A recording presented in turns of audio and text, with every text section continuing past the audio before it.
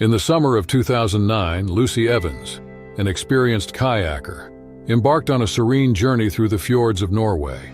The breathtaking landscapes of the Sognefjord, one of the longest and deepest fjords in the world, provided a perfect backdrop for her adventure. Lucy, 34, had explored many waters, but the beauty of Norway's fjords was unmatched. On the morning of July 18, 2009, Lucy launched her kayak from a small village on the edge of the fjord. The weather was ideal, with clear skies and a gentle breeze. The water was calm, reflecting the towering cliffs and lush greenery that surrounded her. As she paddled, Lucy felt a profound sense of peace, the rhythmic motion of her strokes blending seamlessly with the tranquil environment. The fjords of Norway were known for their rich marine life. Schools of fish darted beneath the surface, and seals occasionally popped up to observe the passing kayakers. However, the deeper waters of the fjord also harbored more elusive creatures, including the giant squid. These mysterious cephalopods, rarely seen by humans, could grow to impressive sizes and possess long, powerful tentacles. Lucy paddled steadily, taking in the majestic scenery. She planned to spend the day exploring different inlets and coves, documenting the journey with her camera.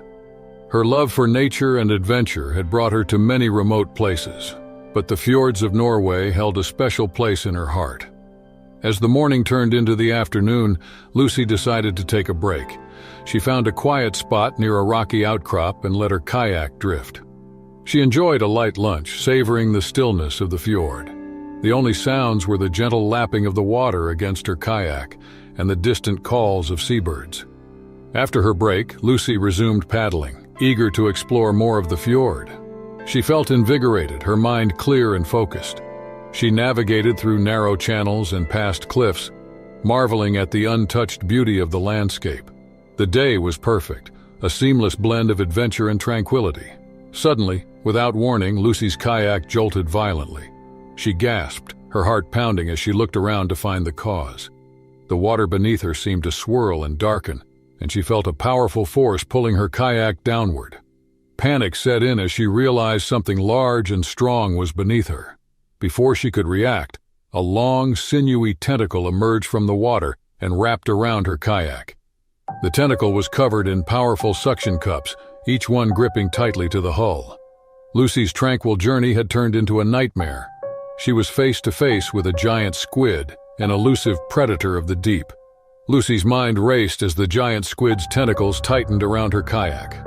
The creature's immense strength was evident as it began to pull her toward the depths.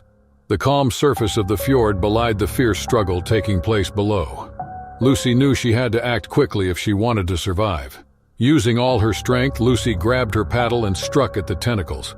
The squid reacted by tightening its grip, pulling her closer to the water. She could see the dark, beady eyes of the creature just below the surface, a reminder of the formidable opponent she faced. The kayak rocked violently, and Lucy fought to keep her balance. The giant squid's tentacles were relentless, but Lucy's determination was unwavering. She continued to strike at the tentacles, each blow fueled by desperation. The suction cups clung tenaciously to the kayak, but her repeated attacks began to weaken their hold. The water churned around her and the kayak tilted dangerously close to capsizing. Lucy felt a surge of adrenaline. She had to free herself before the squid pulled her under completely. She swung her paddle with renewed vigor, targeting the base of the tentacles. The creature recoiled slightly, loosening its grip just enough for her to maneuver the kayak away. She paddled fiercely, trying to create distance between herself and the relentless predator. The squid, undeterred, lashed out again. A tentacle wrapped around Lucy's arm, its suction cups gripping her skin painfully. She cried out in pain but didn't lose her focus. With her free hand, she grabbed a knife she kept for emergencies and slashed at the tentacle. The squid released her arm, and the water tinged with a dark ink as it retreated momentarily. Lucy knew she couldn't afford to lose momentum. She paddled with all her might, her muscles burning with effort. The shore seemed impossibly far, but she focused on each stroke, inching closer to safety. The giant squid made one last attempt to reclaim its prey, but Lucy's determination proved stronger. She felt the tension in the water ease as the squid finally abandoned its pursuit. Exhausted and shaken, Lucy continued paddling until she reached the rocky outcrop where she had taken her lunch break. She dragged herself and her kayak onto the shore, collapsing onto the rocks, her body trembling from the ordeal. Lucy's quick thinking and physical strength had saved her life. She knew she had been lucky to survive the encounter with such a powerful predator.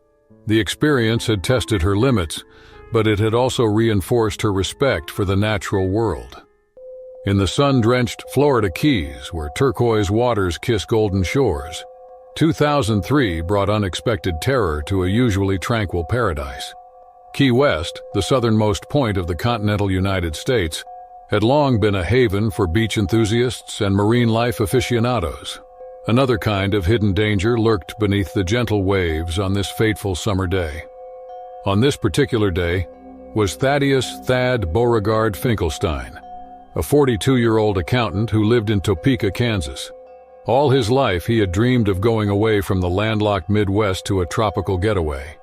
After years of Thad's incessant pleading, his wife, Prudence Eugenia Finkelstein, finally gave in. Their children, Bartholomew, 14, and Gertrude, 12, were less than over the moon at the proposition of being dragged away from their video games and social media accounts. With smiles on their bright red faces, the Finkelsteins waded into Smathers Beach's warm, shallow waters, never knowing about the creature camouflaged in the sandy bottom. A giant stingray had made this patch of ocean its resting place, nearly 6 feet across. Thad, exuberant, began to play in the water like a child. His swim trunks with a tropical print billowed as he moved in the water. Prudence told him to be careful, but her words were lost in the sound of lapping waves and distant steel drum music. Thad suddenly felt the soft but solid object under his left foot. Before he could react to what was happening, he was overcome with searing pain in his leg. The stingray, feeling threatened by the clumsy step of the accountant, struck reflexively with its barred stinger. Thad's scream reverberated across the beach, and several sunbathers jolted upright upon their towels. Something was very wrong, Prudence realized, and so she waded toward her husband. Bartholomew and Gertrude, for once, looked up from their waterproof phone cases. As Thad stumbled back toward the shore, a leg dragging behind him, leaving a thin ribbon of blood. Chaos erupted on the beach. Lifeguards sprinted across the sand, their rescue buoys bouncing comically against their chests. Beachgoers alternated between gawking and fleeing in a bizarre dance of morbid curiosity and self-preservation. From depths she never knew existed within her, Prudence helped Thad to the beach. The lifeguards, led by a lean, muscle-cropped leader named Chip Bronstan, assessed things quickly. Chip declared that the lesion was classic for a stingray barb wound, ordering immediate medical transport. They sat Thad down on a bench to await the paramedics, and Chip told Prudence to soak the wound in very hot water to neutralize the venom. The only available scalding hot water was from a nearby beachgoer's thermos of coffee. The caffeine-addled tourist was unwilling to part with his precious brew, muttering something about vacation-ruining fish. The paramedics gunned their motors and turned on their sirens, which sent a flock of wheeling gulls into an aerial frenzy of wings and squalls. Thad was slung onto a stretcher and hastily tossed into the back of the ambulance, where Prudence insisted on riding along beside him. Bartholomew and Gertrude were left in the care of Chip, who looked about as comfortable with children. Dr. Cordelia Fintacular of the Lower Keys Medical Center took over Thad's care. Specializing in marine life injuries, which were surprisingly common in the Keys, Dr. Fintacular had had many stingray casualties during her time. But because of the size of the ray and where Thad got stung, his was a nasty case. As Thad was whisked into surgery to remove pieces of the barb and clean out his wound, Prudence paced the waiting room. Her children sat there in sullen silence, their phones forgotten in the face of actual drama, having arrived with a very relieved Chip. Finally, out came Dr. Fintacular, her sea-green scrubs making her look like she herself had just emerged from the ocean. She said that Thad would recover, but his rehabilitation was going to be very long and very difficult. The next couple of weeks blurred into a succession of hospital visits, physical therapy sessions, and increasingly creative excuses on Thad's part for why he couldn't return to work at the accounting firm yet. In an unseen fit of logistical talent, Prudence finessed an extension of their trip in Key West. thus turning a vacation gone sour into protracted convalescence. Much to their surprise, Bartholomew and Gertrude had started enjoying unplugged life. Days passed with hikes on the island to learn about the history and the ecosystem from local guides, who were more than happy to enlighten the Stingray family, as they had become known. For his part, Thad embraced his newfound celebrity status. He regaled anyone who would listen with increasingly embellished tales of his encounter with the savage sea beast. Indeed, by the time he was cleared to fly home, the Stingray had grown to about the size of a small yacht in his stories. As the Finkelsteins prepared to leave Key West, they realized how much this misadventure had changed them all. Thad now had a new appreciation for life's fragility and proper respect for the creatures of the sea. Prudence discovered an inner strength and adaptability she never knew existed. The children learned there were times in real life when adventures could outweigh even their beloved virtual exploits. What could have been a tragedy, the Stingray incident, now became a spur to growth and change, teaching the Finkelsteins a lesson about the hidden dangers floating in seemingly safe waters and the hidden strengths within themselves. In the summer of 2004, in the depths off Nassau, Bahamas, a deep-sea expedition was about to change the lives of marine biologist Dr. Quilon Zephyros and his diving partner, Astria Corallian, once and forever. The crystal-clear waters of the Caribbean Sea, which had forever lured divers and marine enthusiasts with their enchanting and terminally interesting underwater lands, stored hidden dangers no one, even the most seasoned explorers, could have anticipated.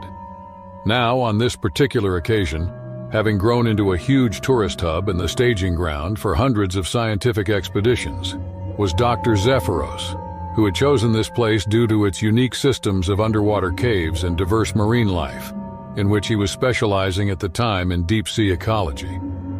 As Quilon and Astria dropped down into the dark, their mission was to study the elusive deep-sea grouper species inhabiting this area. Little did they know that their research would turn terrifying. At about 130 feet now, they approached a vast cave system beneath the ocean, known locally as Neptune's Labyrinth.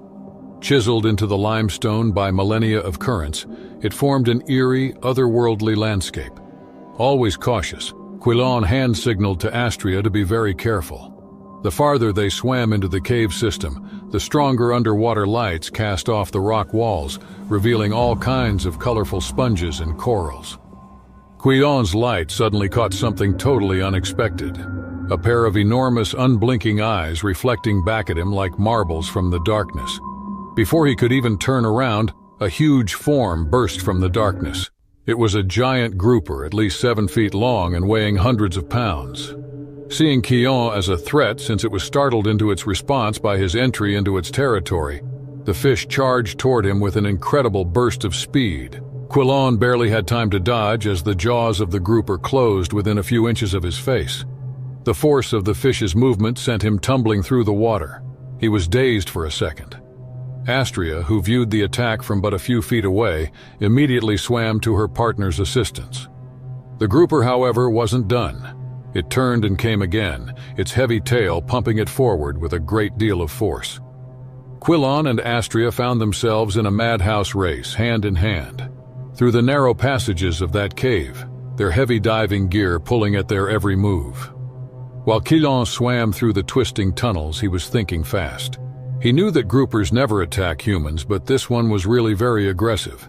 Maybe it was defending a nest, or maybe it had been threatened before by another diver. The grouper, however, was able to follow them with ever-gaining speed. Astria had the presence of mind to pull from her belt a small piece of equipment, a diving flashlight, and began shining it right at the fish's eyes just as it lunged for them, briefly blinding it and giving them invaluable seconds. Quilon took the opportunity to invite them in through a small crevice he had spotted earlier on his way out. It was tight, his last hope, but he squeezed through the opening, where he could hear the frustrated thrashing of the grouper behind, but was unable to follow. Quilon and Astria, their hearts pounding and adrenaline surging, reached the far side of the cave system. They were safe, but it wasn't over just yet. Air supplies were running out, and they now found themselves in a part of the labyrinth they didn't know underwater. They carefully retraced their route, relying on Astria's sense of direction and Quillan's knowledge about how caves formed, until finally, though the time had seemed like an eternity, they saw open water. Breaking the surface first, they gulped for air and clung to each other, at which Quillan and Astria couldn't repress their giggles at so much adventure getting absurd. They had come to study groupers, not be chased by a mad fish. Though terrifying, the incident gave precious data to Dr. Zephyros's research. It emphasized the necessity of continued study on the behavior of deep-sea groupers and the possible effect of numerous human activities on their habitats. From this experience of Quillan and Astria, many more safety measures against such recurrences were initiated during future deep-sea expeditions in that region. For years to come, Dr. Quillan Zephyros would be known for his scholarly contributions and his exciting stories of underwater adventure.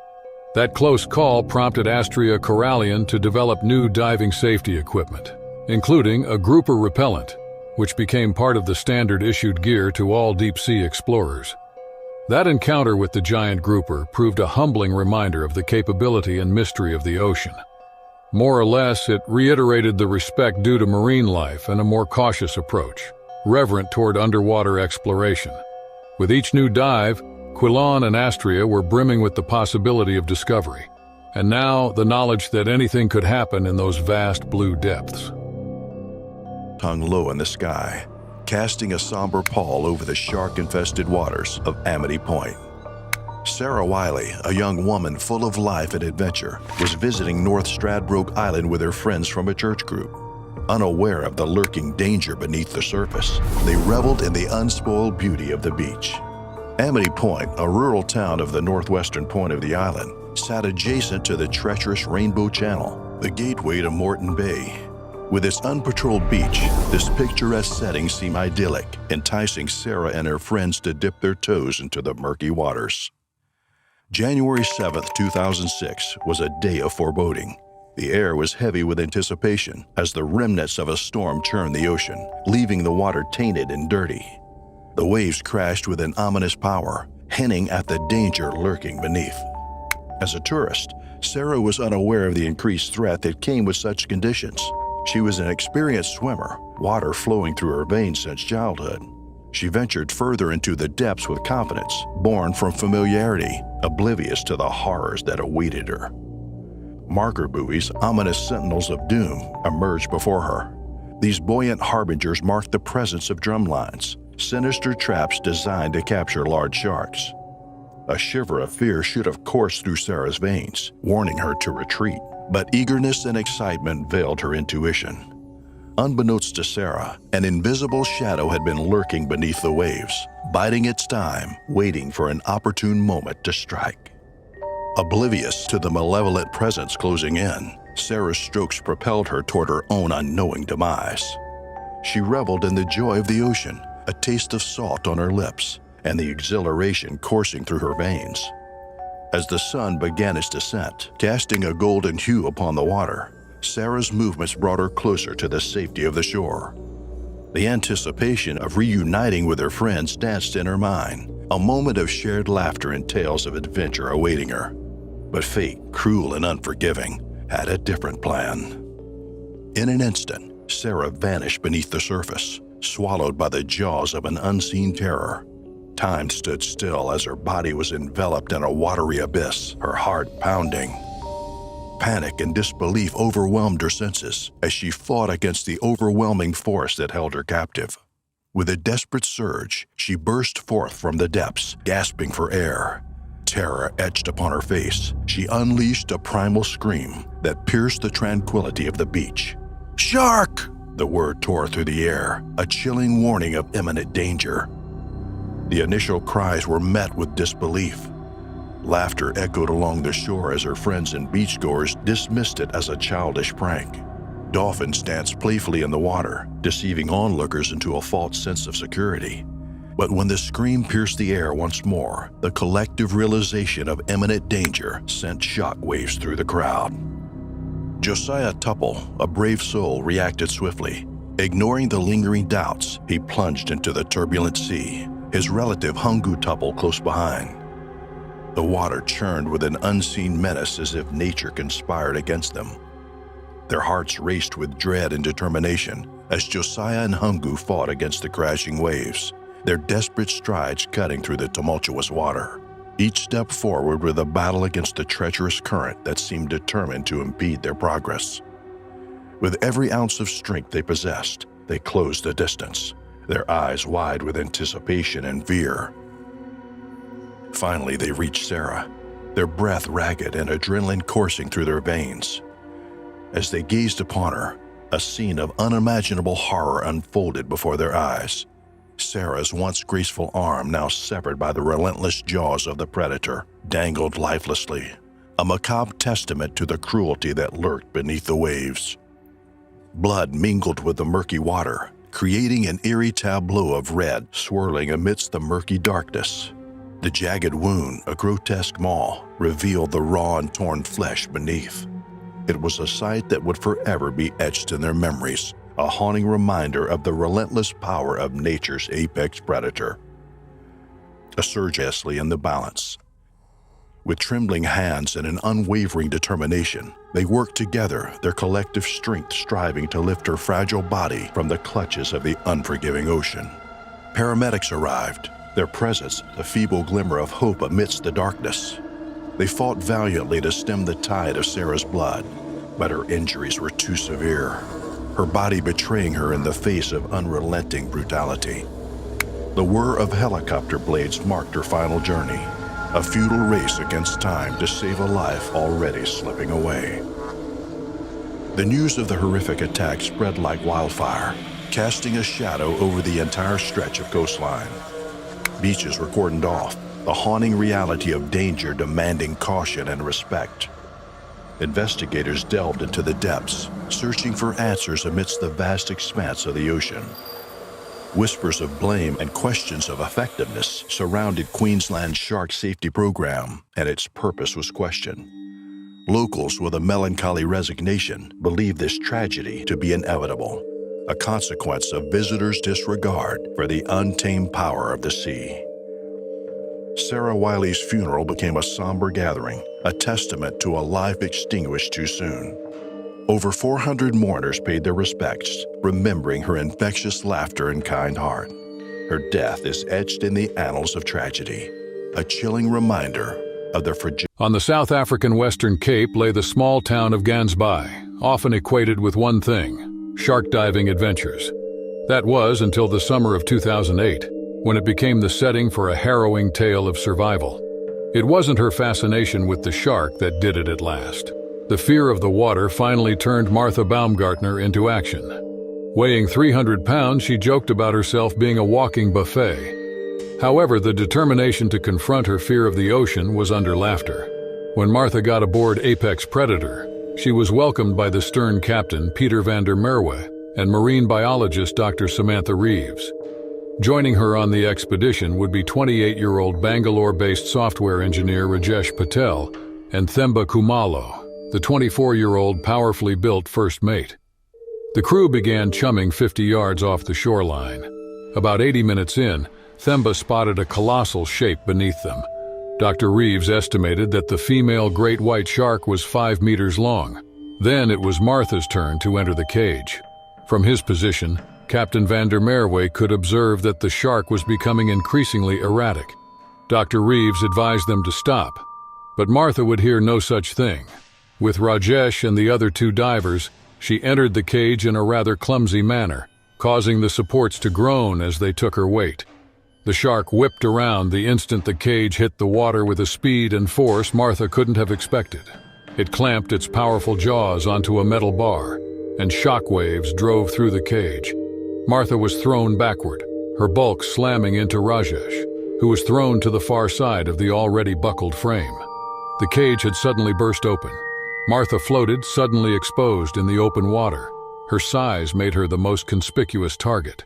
With Dr. Reeves shouting out instructions to remain still, panic overcame Martha. Her thrashing imitated the movements of a wounded seal, drawing the shark's attention. The great white circled once before closing in, its jaws clamped onto Martha's left leg, prompting a blood-curdling scream that could freeze the blood of any man, woman, or animal. She was dragged beneath the water, which churned red as the shark shook its massive prey. Ironically, Martha's size was both her salvation and her despair. Unaccustomed to such a large object, the shark couldn't entirely consume her or reverse with her inside. This critical factor allowed Captain van der Merwe and Themba to take action. Exhibiting considerable courage, Themba leaped into the blood-stained water.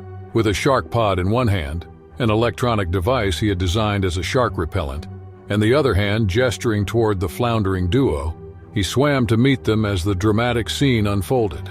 On deck, Dr. Reeves stood ready with a harpoon in case he needed assistance. The next few moments turned into a blur of chaos and bravery.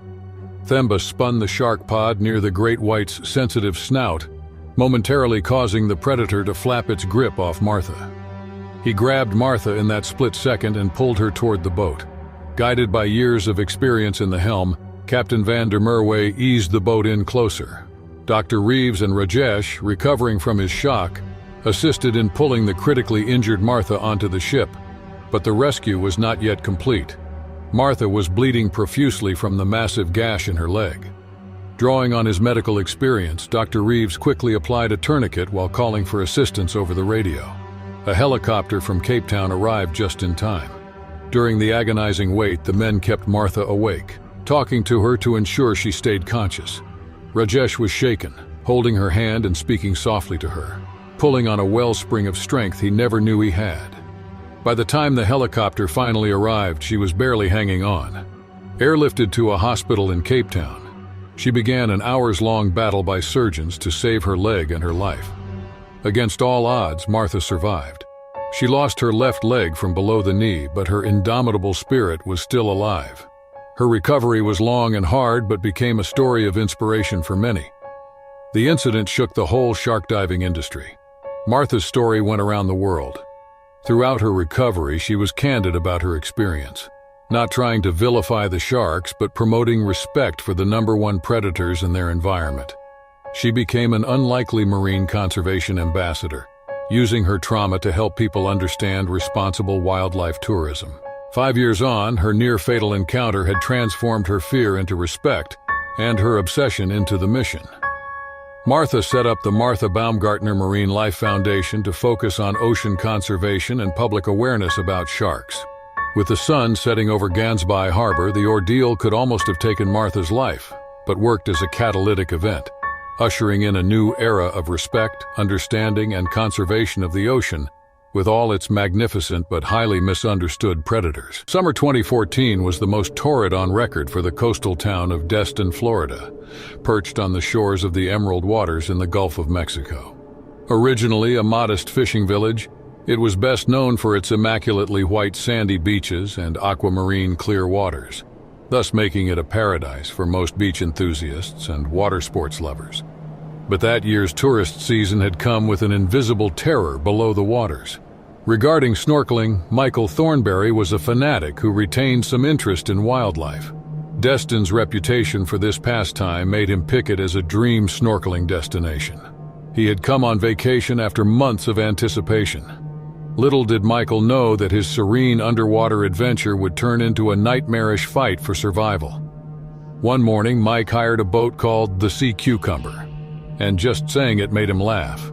The ship was more than a little run down, but still decent enough for a day trip to the relatively close coral reef. Mike felt expectancy growing in his chest as the scenery started changing from deep greens to bright blues. From there, Michael went about 2 miles offshore, anchored the boat, and began preparing to snorkel. He fried himself in sunscreen, and that coconut scent was mixed with the natural smell of the sea and the lotion. Michael eased into the warm, inviting water, checking over his mask and fins one last time. The underwater world that met him was nothing short of magnificent. Great shoals of brightly colored fish flashed in and out of the coral formations that sparkled through the water. Michael gazed in awe at the incredible world teeming around him, and in his mind he was making note of each new species he saw. He was so absorbed that he didn't notice the change in the water around him. Unbeknown to Michael, this was a direct result of the massive migration of box jellyfish that were now in the area, taken there by hidden currents. The gelatinous, almost see-through creatures swarm around the unsuspecting snorkeler, spreading death in their quiet wake. The first sting caught Michael utterly by surprise. There was a sensation of red-hot fire that seared into and raced down his left calf as though a white-hot branding iron had been glued against his flesh.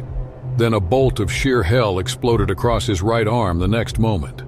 In seconds, Michael was in a living nightmare. Deep in his mind, he realized his life situation and panicked. Surrounding him were all the box jellyfish, the most venomous creatures in the world. Consuming tentacles and possessing clinging microscopic stingers reached Michael from every side. Each move Michael made introduced him to the evil life in that ocean. Fighting the creeping paralysis of his limbs, Michael tried hard to raise his head above the water. His mind raced, trying to recall what little information about jellyfish stings the nature documentary had given him. He reasoned with himself not to panic, but the pain was so bad as to make almost no difference with its next wave. Panicking would only make it worse. With superhuman effort, Michael started swimming back to his boat. Every stroke was an exercise in agony as his muscles screamed in torment over the venom coursing through his system. Just moments ago, the ship seemed within his grasp. Now it appears miles away. Michael's vision started to blur as he made his way through the jellyfish-infested waters. The poison was beginning to wear on him. He wasn't sure how much longer he had. At some horrible, funny moment, he considered how his Cincinnati co-workers would react if they knew that some boring accountant at the office was, at that very moment, fending off a group of deadly sea creatures. A sudden movement caught Michael's attention when he thought all was lost. A bottlenose dolphin started swimming nearer. It was interested in the fuss, in what Michael would later describe as something out of a cheesy movie. The dolphin's presence appeared to startle the jellyfish, causing them to disperse slightly. Seizing the unexpected opportunity, Michael enacted a final push toward his boat. His arms felt like lead, and every breath was a fight as the sea cucumber grew larger. It gave a determined boost. Finally, after several lifetimes, Michael's hand was on the boat's ladder. With a last impulse, he strove to pull himself out of the water and collapsed on the deck. Lying there, gasping for breath and covered in angry red welts, Michael could not finally contain himself and let out a laugh. He had survived. The ride back to the shore was an experience of blurring pain and semi-consciousness. While it was incredible, with some stroke of luck, he managed to start the boat's engine and guide it towards the shore. His erratic driving just off the harbor caught the attention of the local Coast Guard.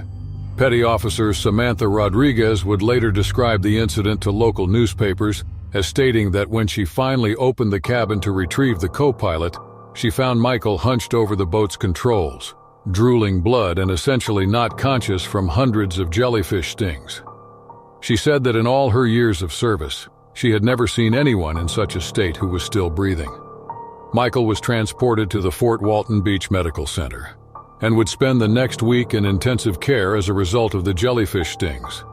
The medical professionals, headed by Dr. Elijah Watkins, were shocked that he had survived.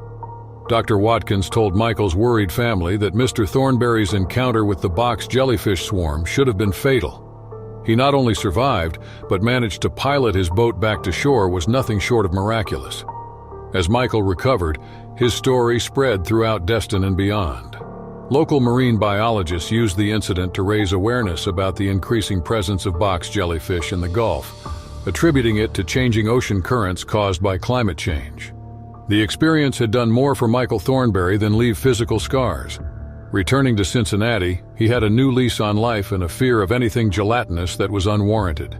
He became an unlikely spokesperson for ocean safety, giving speeches at schools throughout the Cincinnati area about the importance of understanding marine ecosystems. Michael had a terrible experience in that water, which he believed caused him to change his career. He had left spreadsheets and tax forms behind and was now enrolled in marine biology classes at the University of Cincinnati. Initially, his interest was in learning about jellyfish and attempting to construct improved safety devices for snorkelers and divers. Michael would later say, jokingly, in the years after his brush with death, that he had gone looking for excitement in the ocean. And he indeed got more than he bargained for.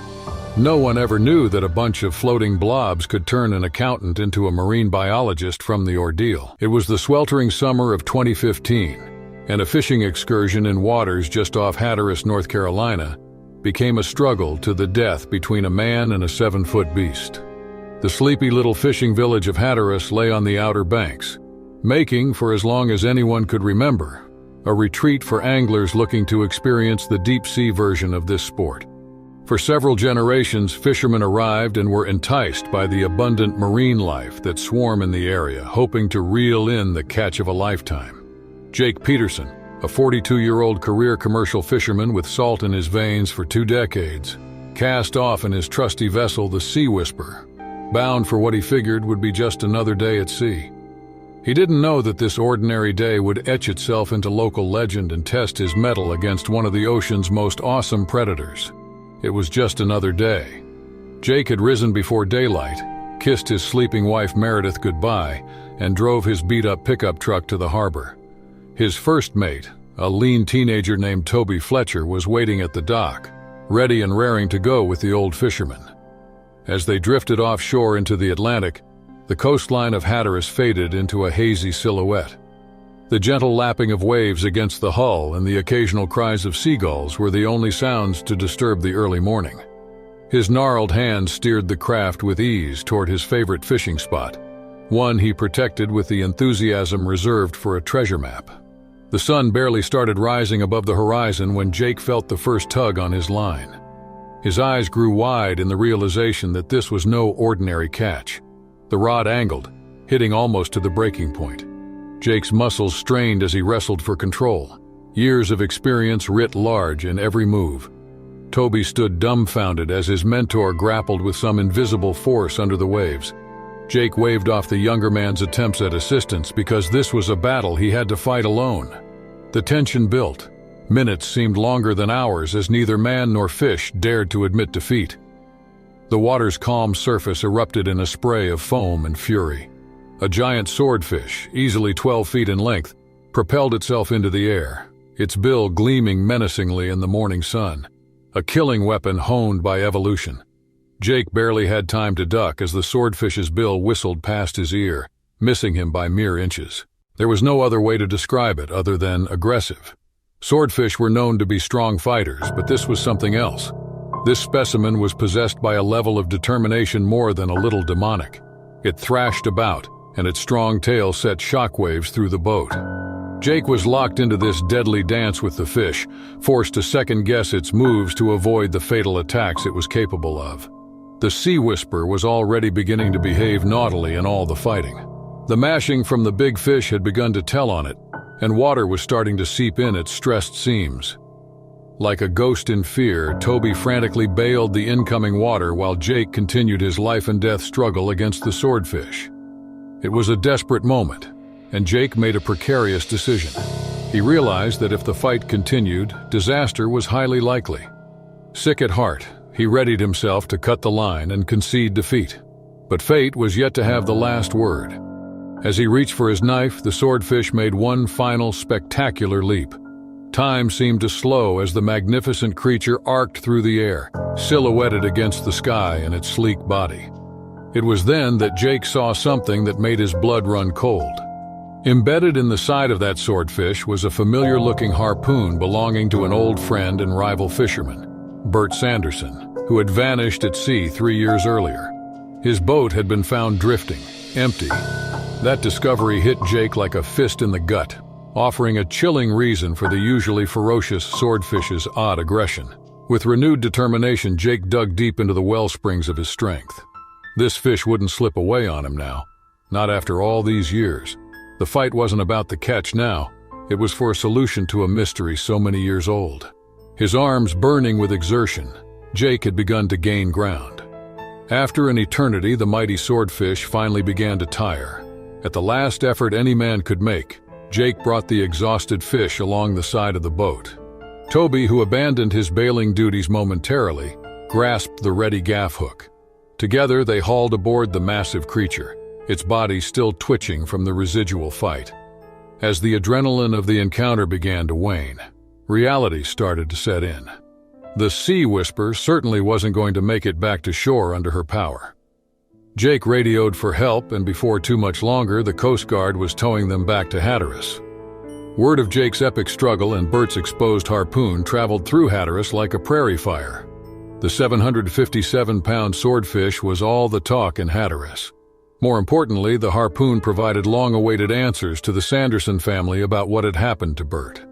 For years, Jake would retell the story of his horrific encounter with the swordfish.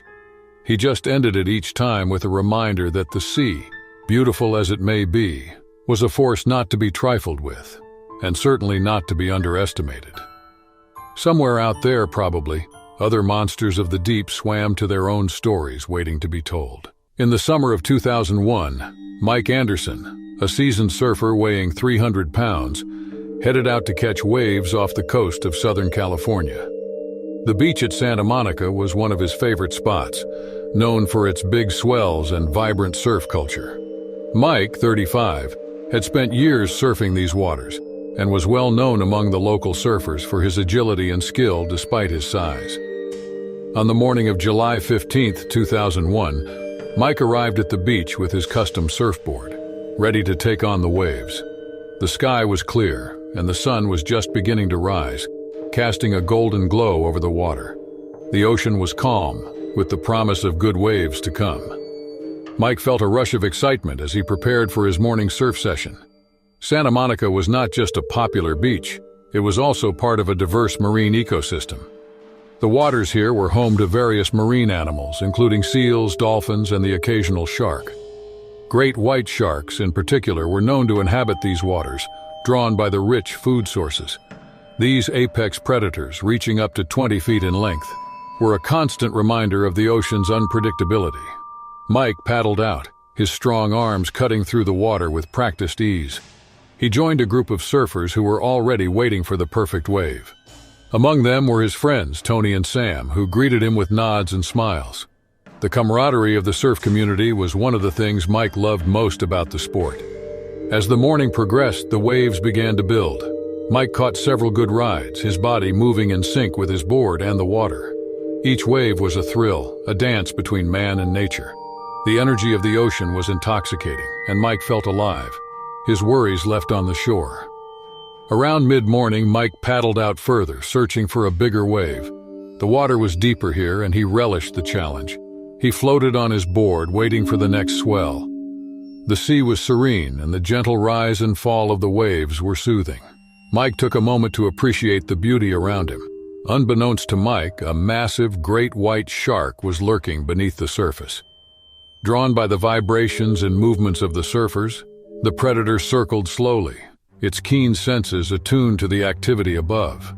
The great white shark, a formidable hunter, was a master of stealth and power. Mike felt a sudden, eerie stillness in the water.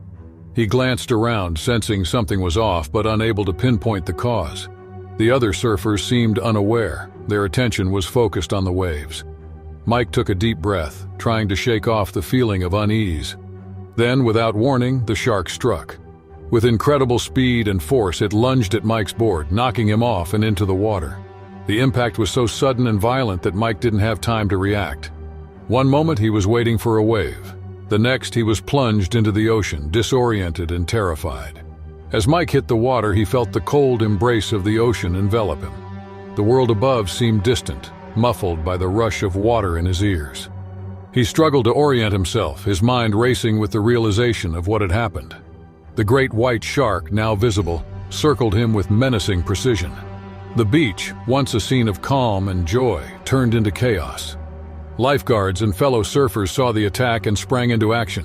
Tony and Sam, closest to Mike, paddled towards him as fast as they could, shouting warnings to the others.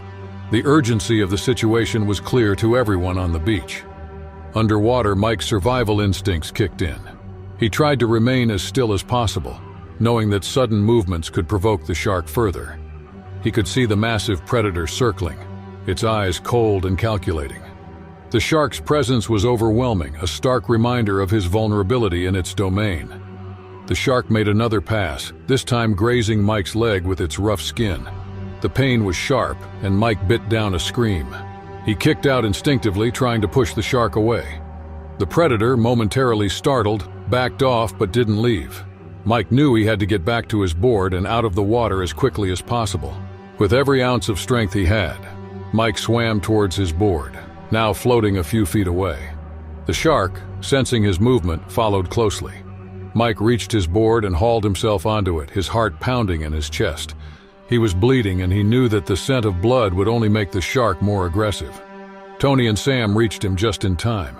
They formed a protective barrier around Mike, using their boards to fend off the shark. The lifeguards were on their way, their rescue boat cutting through the water at full speed.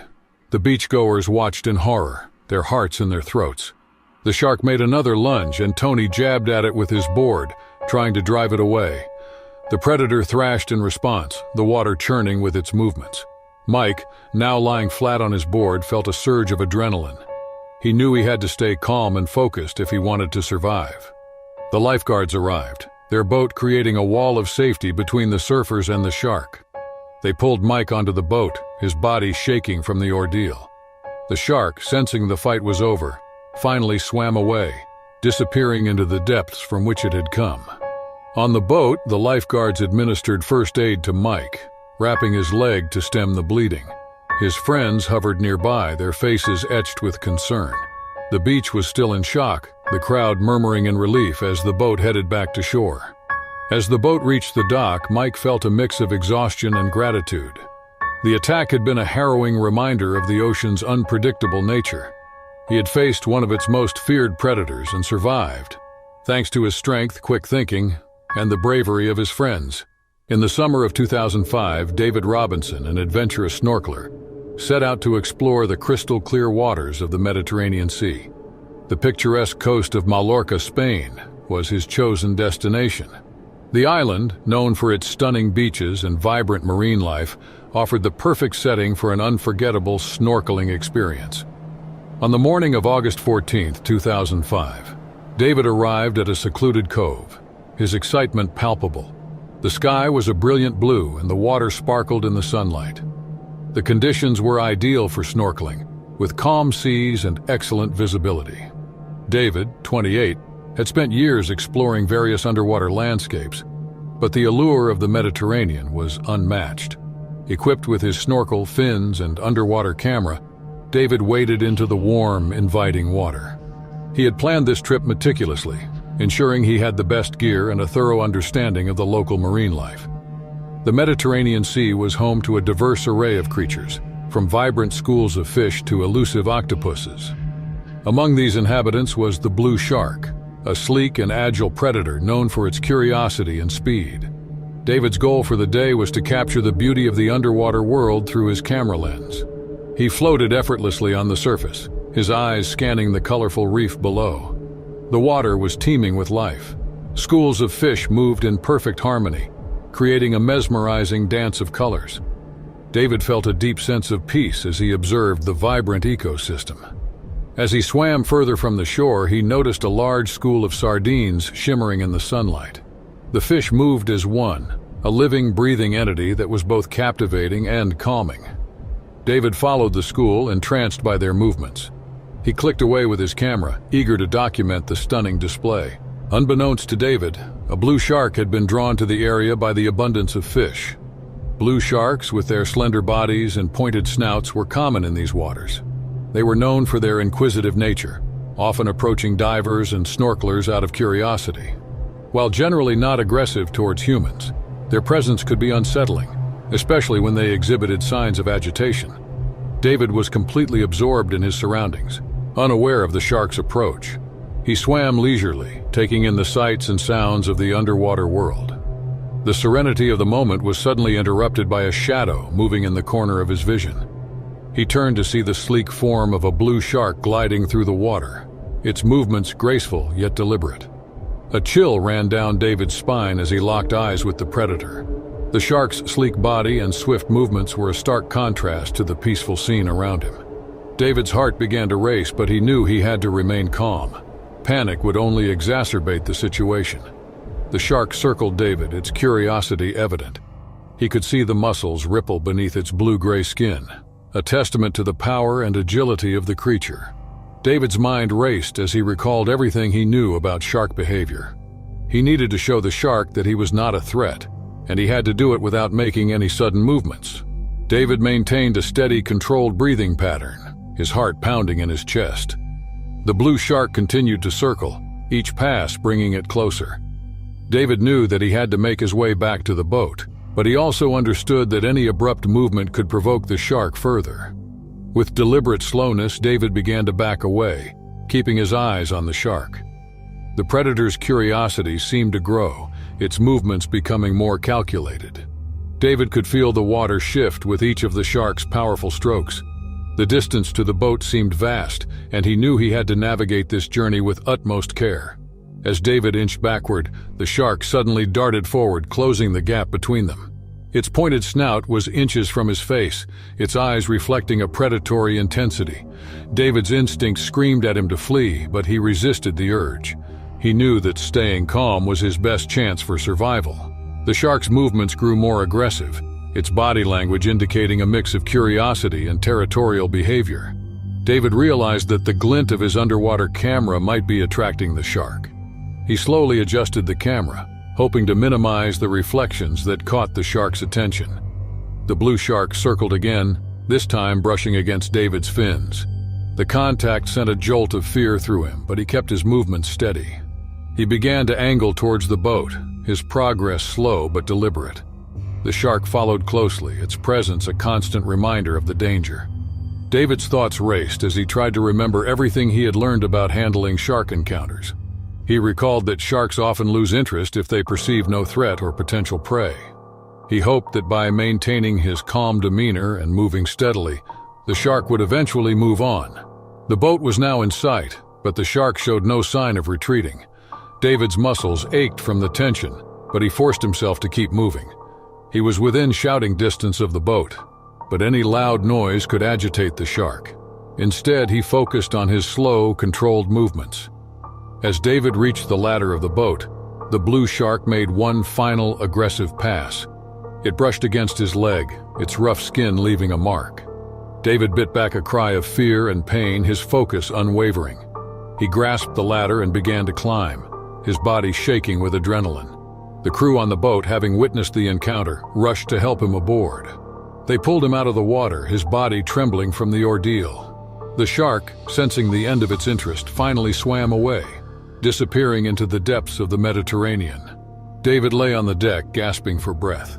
The terror of the encounter began to fade, replaced by a profound sense of relief and gratitude.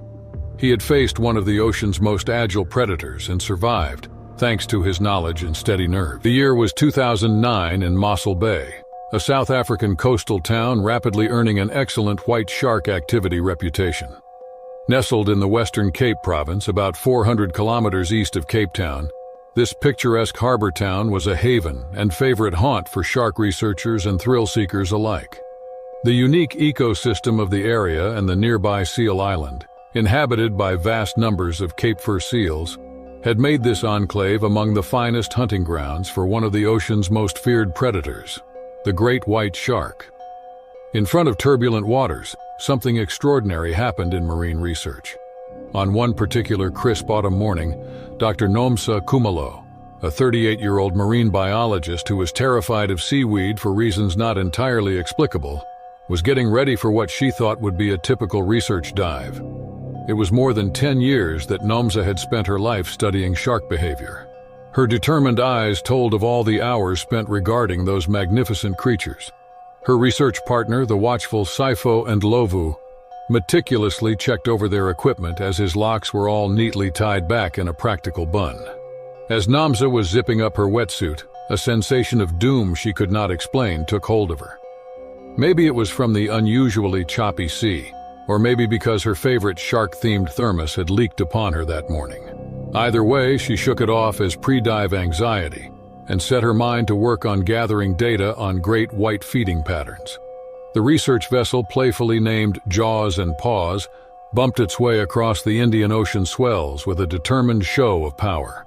Peter van der Merwe, an old salt of a mariner with taller tails than teeth and a head full of salt and pepper hair, captained it. Saifo picked out a group of African penguins waddling along a nearby rocky outcrop as they came closer to their destination. Nomsa couldn't help but chuckle at that. These kinds of moments made her love her job, seaweed terror notwithstanding.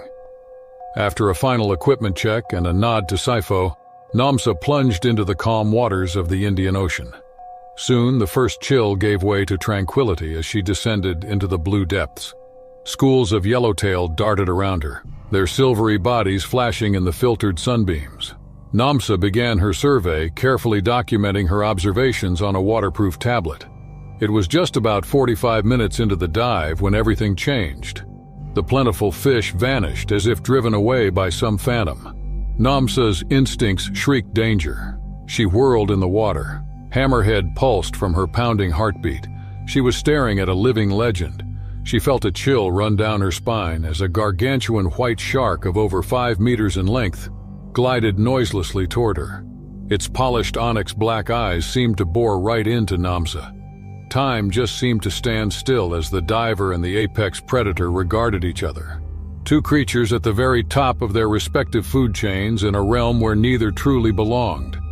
The scenarios ran through Namsa's head in a mad gallop. She knew full well that panic at this point in time would only trigger the predatory instincts in the shark.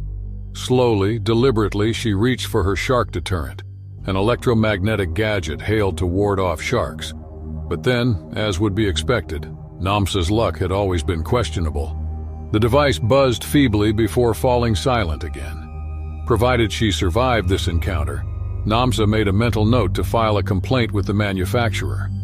Maybe curious about this stranger in its territory, the great white began circling Namsa. Gracefulness came with every propulsion of its powerful tail, edging closer and closer with each pass. It was then that she knew she needed to think fast. Namsa's hand tightened around the handle of her spear gun, a tool she hoped she'd never have to use against the very creatures she'd dedicated her career to protecting. Namsa kicked off the bottom as the shark swung around for a second look. She narrowly avoided the impressive rows of teeth belonging to the beast. Surprised by its fleeing prey, the great white twisted in the water. Namsa took the opportunity to fire her spear gun, aiming for the sensitive gills of the shark. The spear hit its mark, and the shark recoiled in pain and disorientation. But she knew very well that this was far from over. She started ascending frantically as her lungs screamed for air. Enraged, the shark gave chase immediately. Namsa could feel the displaced water from its powerful tail urging her to swim faster. No sooner was this thought played through her mind than her bursting lungs did. With a desperate gasp at the surface view, she managed to yell a loud shark between gulps of air. Sifo proved quick on the boat, alerting Captain van der Merwe, who steered the vessel toward Namsa with agility for his years. But the shark had not yet given up. It swam circles beneath Namsa. Its dorsal fin sliced knife-like through the water. She felt that the next attack would come from any direction. She flailed at the water, trying to act as far from seal-like as possible while bracing for that telltale shadow beneath the waves. Just as the great white heaved into the final charge, a life ring splashed down beside Namsa. With an adrenaline surge, she took hold of the ring, and Sifo and Captain van der Merwe hauled her aboard. In closure with a clap, the shark's jaws were only a few centimeters off Namsa's flippers, with a spray of seawater sent across the deck.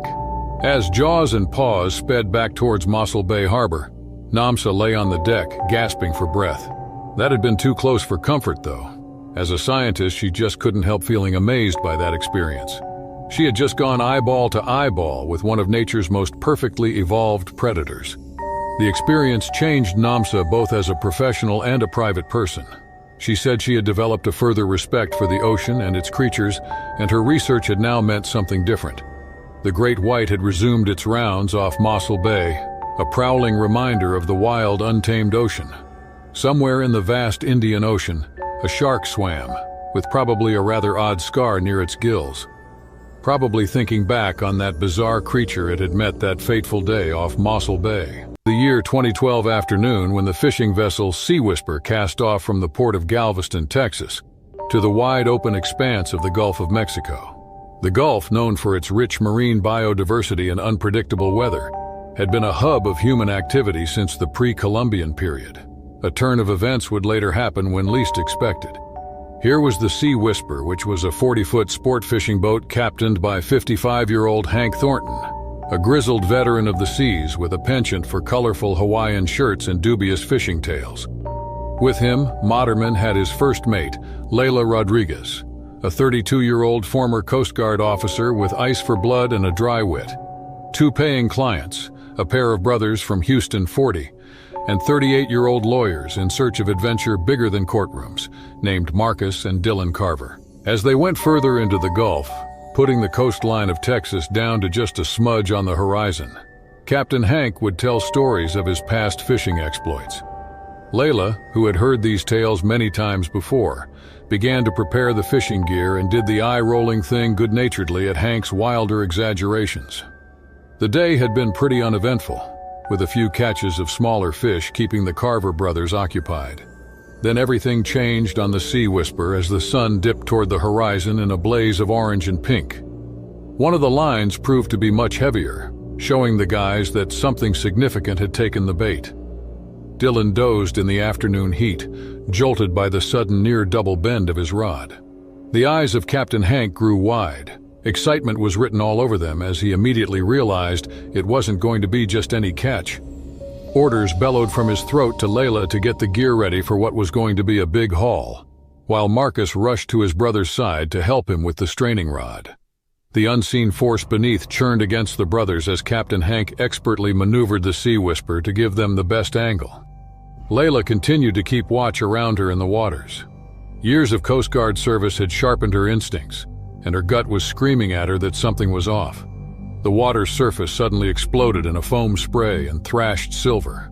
A large mako shark, at least 10 feet in length, somersaulted into the air, its sleek body twisting to shake off the hook. To the Carver brothers, this display of raw energy and beauty made them momentarily forget the strain on their arms. Captain Hank, his face split by a grin that threatened to swallow his ears, yelled encouragement. The kind of catch that could make his reputation in the Galveston fishing community was at hand. His elation was short-lived, however. As the mako crashed back into the water, it made straight for the boat. No one had time to respond when the shark launched itself out of the sea once more, this time clearing the gunwale to land with a bone-jarring thud on the deck of the Sea Whisper. Just then, the mako got very confused and enraged. It began thrashing wildly on the deck. In that frenzy, the great tail of the fish sent this fishing gear flying every which way, while razor-sharp teeth were snapping at everything within their reach. Panic-stricken, the Carver brothers scampered to get as far away as they could until they came near tumbling overboard. With stark terror replacing visions of fishing glory, Captain Hank clung to the wheel, desperate to keep the boat steady as the shark threatened them with a turn. Layla sprang into action. Coast Guard training kicked in, and she read the situation before formulating a plan. With a boat hook, Layla tried to work the shark around again toward the stern, where they could roll him back out of the boat.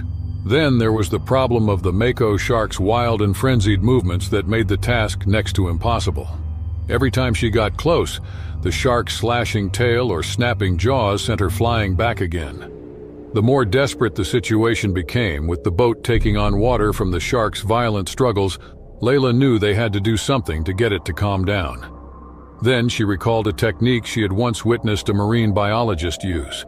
She explained her plan quickly to Captain Hank, who cut the engine and silenced the boat. The sudden silence without the engine's hum seemed to confuse the shark. It was now that Layla carefully, slowly, moved closer to the mako, speaking low words of gentle nature. Much to the surprise of all, the shark's thrashing slowly subsided. Layla looped a rope around the shark's tail, working fast but cautiously. Now aided by a formerly panicked Carver brother duo, they began easing back the mako toward the stern. Just as they were about to try rolling the shark back into the water, a powerful wave hit the Sea Whisper. Again, the boat lurched as if they all were about to go in the water with the agitated predator. Layla braced herself against the gunwale and used the wave's momentum to push over the shark and get it back into its natural habitat. As the mako vanished into the depths with one last mighty flick of its tail, a collective sigh buckled through the Sea Whisper's crew. Drenched in salt water and sweat, his florid Hawaiian shirt clinging to his chest, Captain Hank slumped against the wheel, mumbling about early retirement. The Carver brothers, their macho swagger now tempered by a healthier respect for the creatures that lived off beauty alone, sat stunned. Layla surveyed the chaos on the deck. Broken fishing rods, scattered tackle, and more than a few new scratch marks on the area. and could not help giving a small, relieved laugh. This was undoubtedly one fishing trip that wouldn't be forgotten anytime soon. As they limped back to port, the tale of their encounter with the mako shark already growing with every telling, each Sea Whisper crew member reflected on the day's events. Captain Hank humbled his experiences and wanted to concentrate more on conservation in his future expeditions. The Carver brothers, their experience forever changing their perspective, decided to use their legal skills to protect marine life. For her part, Layla realized that marine conservation was really where her true interest lay. Years later, she would become a noted marine biologist specializing in shark behavior and protection. She never forgot her day on the Sea Whisper and used it often to illustrate the respect and preservation of ocean life in lectures. As for the mako shark, it swam on in the Gulf of Mexico, busy and robust, letting people know just how wild and untamed the sea could be. The calm Mediterranean sea waters off the coast of Marseille, France, shone under the warm summer sun in 2011. Needless to say, this would be the scene that marked the beginning of one of the largest open ocean swims in the world, the Marseille Open Ocean Swim. These swimmers couldn't realize by now that the year's competition would be remembered for many, not because of some athletic achievement, but for many other far more harrowing reasons. Marseille's old port, once an essential foreign exchange center for Mediterranean trade, now provided a colorful scene for both tourists and locals alike. Against this historical backdrop, organizers set out to chart the swim meet with a challenging 5-kilometer twisting route from the nearby Frioul archipelago to the mainland. As the morning sun climbed higher and higher, the water gilding in its glow, and 150 swimmers gathered on the line. One of them was Zephyr Thaddeus Quill, 28, from Brighton, England, all legs and lanky, who had been training for this moment months in advance. Next to him stood Octavia Wren Frost, 35, a big, powerfully stroking local favorite with unrelenting intensity in her eyes. The gun went off and the swimmers vanished with a splash into the brilliant blue waters. It all looked good for the first kilometer. Zephyr and Octavia were neck and neck out front. A foreboding shadow developed beneath the surface as they hit the halfway point. A tremendous swordfish, a medieval-style lance's bill glistening, suddenly launched out of the water. The animal was annoyed by the presence of so many humans in its territory and freaked out, nearly somersaulting in the air. Panic set in as swimmers scrambled to get out of the way of the fish's razor-sharp bill. Zephyr, who was leading, avoided being skewered as the swordfish's bill whisked through the water inches from his body. Octavia's quick thinking did have her scream a warning to those behind her. The swordfish surged on, its aggressive instincts now roused, charging at the swimmers with its tail powering through the water with alarming speed. Lifeguards Luc Beaumont and Aria Soleil were on duty in support boats nearby. They jumped into action, racing their vessel into the fray in a desperate bid to form a barrier between the panicking swimmers and the enraged swordfish. Luc had spent 20 years in coastal patrols with the French Coast Guard, but had never seen anything like this. The battery of swordfish kept coming, and one of them slightly gashed the leg of Hendrik van Meer, a Netherlands swimmer who was entirely behind the others. Blood clouded the water, which might entice more sea predators. In a very gallant gesture, Aria dived into the crimson-stained sea to help Hendrik. Meanwhile, Zephyr and Octavia turned the other way instead of racing to shore and decided to help their fellow competitors. The two swam around, herding the other swimmers together and telling them to close tight. Their strategy was that since they would be intimidated by their size if they pulled together, they had to present a united front against the swordfish. On land, the people had looked on in horror as the drama unfolded. Emergency services were set in motion, and soon the coast was alive with sirens and the thrum of helicopter blades in the sky. News crews rushed towards the beach to report this unprecedented event before a dismayed global audience. By the time Luc had pulled Hendrik back into the water, he had already managed to haul himself aboard the support boat. Aria continued her swim alongside the group of huddled athletes, a calming presence amidst the chaos. The swordfish seemed confused by the swimmers' united front, only circling warily. At this point, Zephyr suggested they all use their swim caps to create some visual barrier. They whipped off their brightly colored swim caps and held them underwater. A wall of undulating color, stunning swordfish-scaring stuff popped up, and the swordfish were taken aback, faltering. Marine biologist Dr. Alara Caspian arrived at the scene as the standoff grew tired. From the deck of a hastily commandeered fishing boat, she broadcast low-frequency sounds with underwater speakers, such as those known to repel certain fish species. The bombardment of this new noise started to make the swordfish retreat. At this moment, Luke and other search operators acted to recover the swimmers. One after the other, tired, shaken athletes were pulled out of the water. The two competing athletes, Zephyr and Octavia, insisted they would be the last to leave. The beach erupted in a cheer as the last swimmers were pulled to safety. Sizing up the situation and finding itself perhaps outnumbered, the swordfish swiftly vanished into the depths whence it came.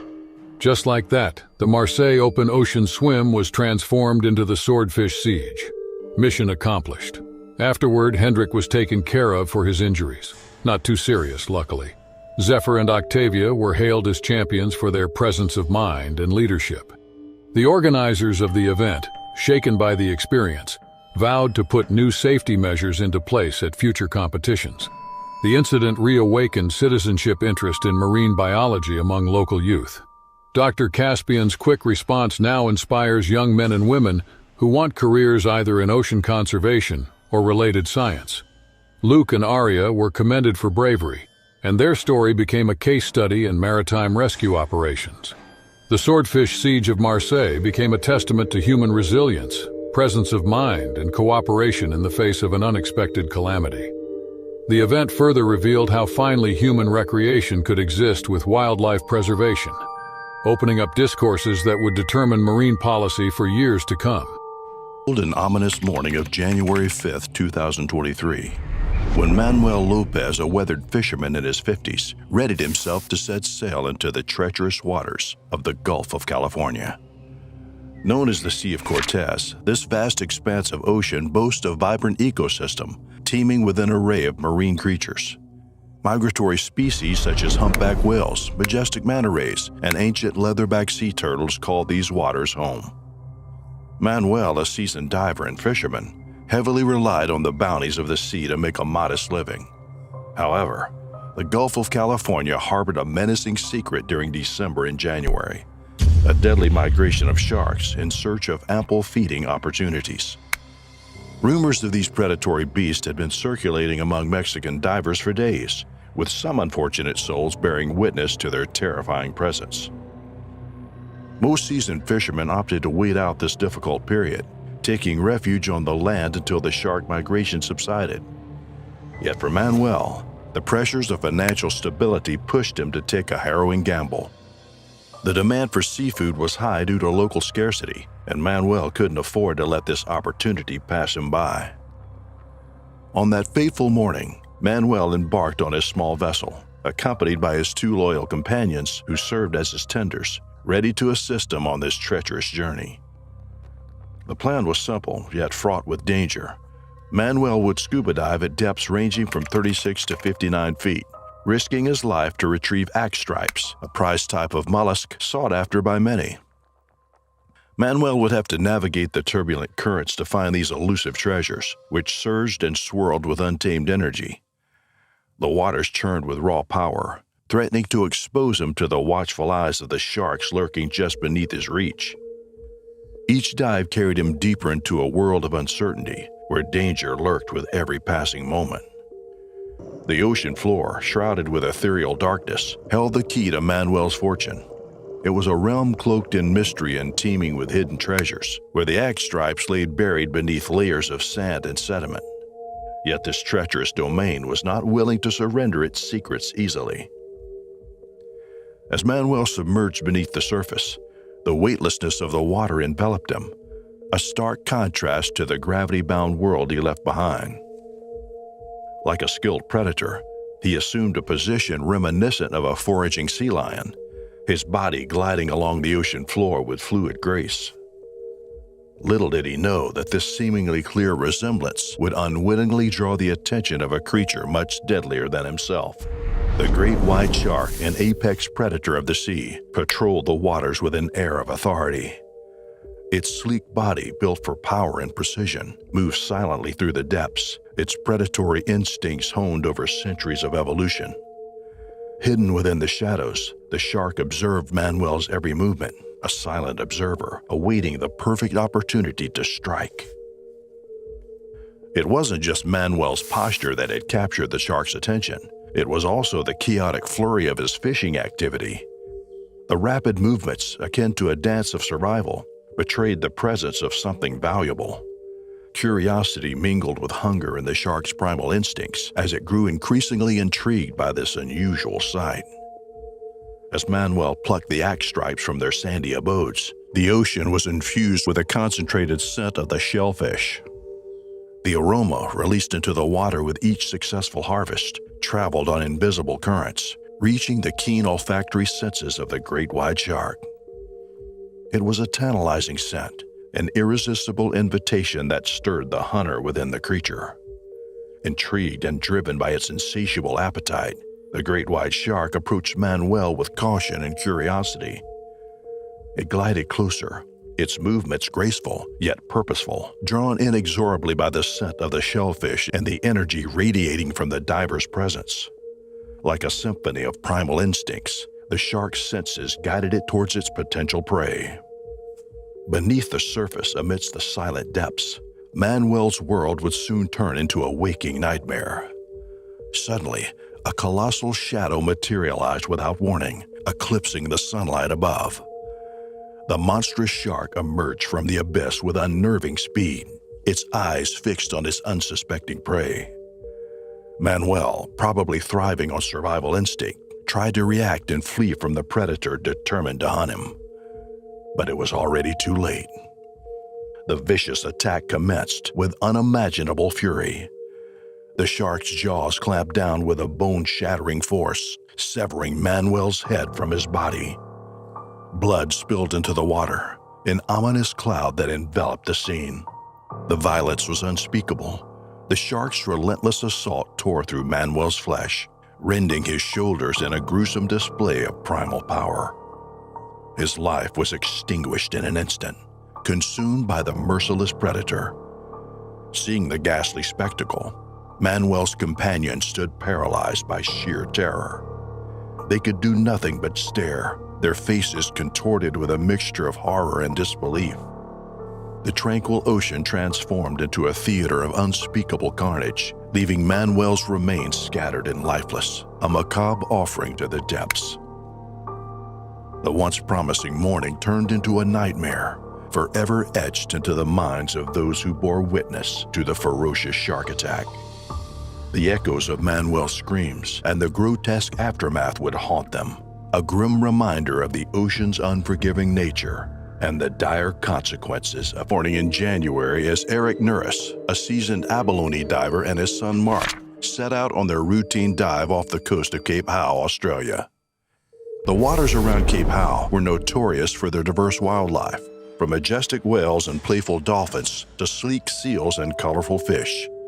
The surrounding beaches and coastal dunes teemed with various bird species, while the lush forests hid kangaroos, wallabies, echidnas, and possums. Threatened species like the long-nosed potoroo, spotted tailquall, and majestic owl sought refuge in this natural haven. Eric and Mark descended into the deep blue depths, their eyes fixed on the seabed, approximately 26 feet below. Their prized catch, the abalone, lay hidden among the coral reef, waiting to be discovered.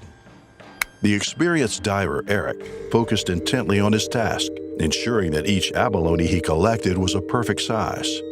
He meticulously examined every specimen, his movements precise and deliberate, before placing them carefully into a bag to be sent up to Mark, who waited patiently on the boat above.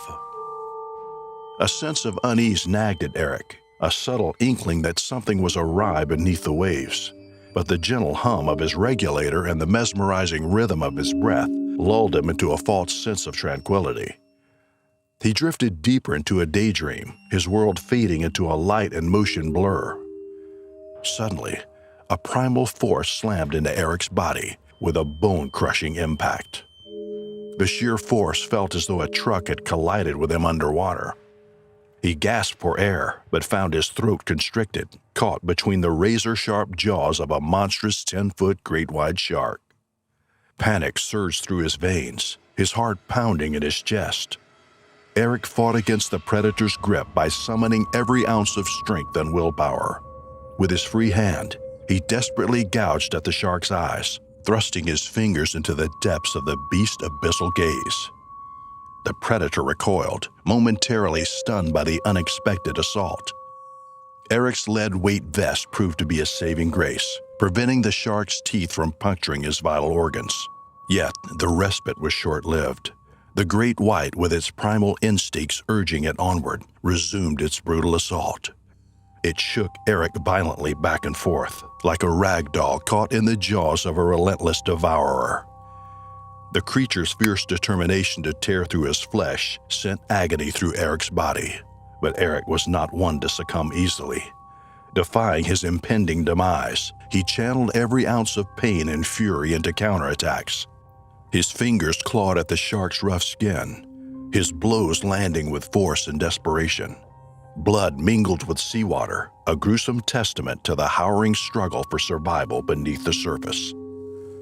And then, in a moment of great disbelief, the great white released its iron grip.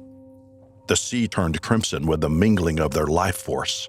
The predator circled Eric, a dark and ominous presence, patiently waiting for him to weaken further, a cunning tactic employed by these apex hunters. Heightened by fear and adrenaline, Eric recognized the dangerous game being played. Summoning every ounce of courage, Eric made a fateful decision. He knew he had to escape this watery graveyard before the jaws of death claimed him once more. Ignoring the excruciating pain, he propelled himself upward towards the surface with the utmost caution. Every muscle in his body screamed in protest, but he pressed on. His arms and legs spread wide like a grotesque otherworldly creature emerging from the abyss. As Eric broke through the surface, gasping for air, he locked eyes with a great white shark. Its menacing blackish-blue gaze fixated upon him, a sinister reminder that the predator's hunger remained unsatisfied. His voice trembled with urgency as he called out to Mark, who, alerted by the distress, acted with swiftness and determination. Mark extended a hand, pulling his father out of the water, just in the nick of time, narrowly evading the final strike of the relentless hunter. Battered and broken, Eric's body bore the harrowing evidence of his ordeal. He was rushed to the Wollongong hospital where skilled hands worked to mend his shattered form. His broken arm, broken nose, and lacerations inflicted by the shark's teeth required a staggering total of 75 stitches.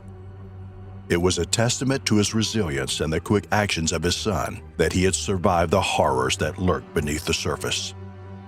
In the aftermath, Eric marveled at the weight of his lead vest, a simple piece of diving equipment that had become his shield against the jaws of death. He credited his unassuming accessory for saving his life, mitigating the severity of his injuries. Eric's story serves as a haunting reminder of the unforgiving power of nature and the fragility of human existence. The ocean's depths conceal wonders and terrors beyond our imagination, where life and death coexist in an eternal dance.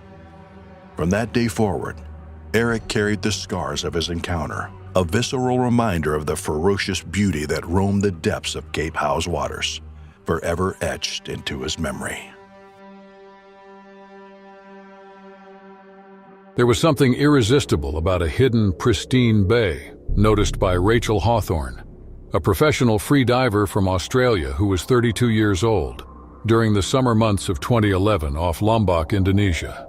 The bay, locally known as Teluk Naga or Dragon Bay, had fascinated marine enthusiasts and fishermen. The crystal-clear waters and the colorful coral housed a variety of marine life, but Rachel was most interested in the bay's mysterious reputation. The history of Teluk Naga can be traced back centuries. Local legend spoke of some enormous sea creature at its depths, variously described as a dragon, a serpent, or an eel of monstrous proportion.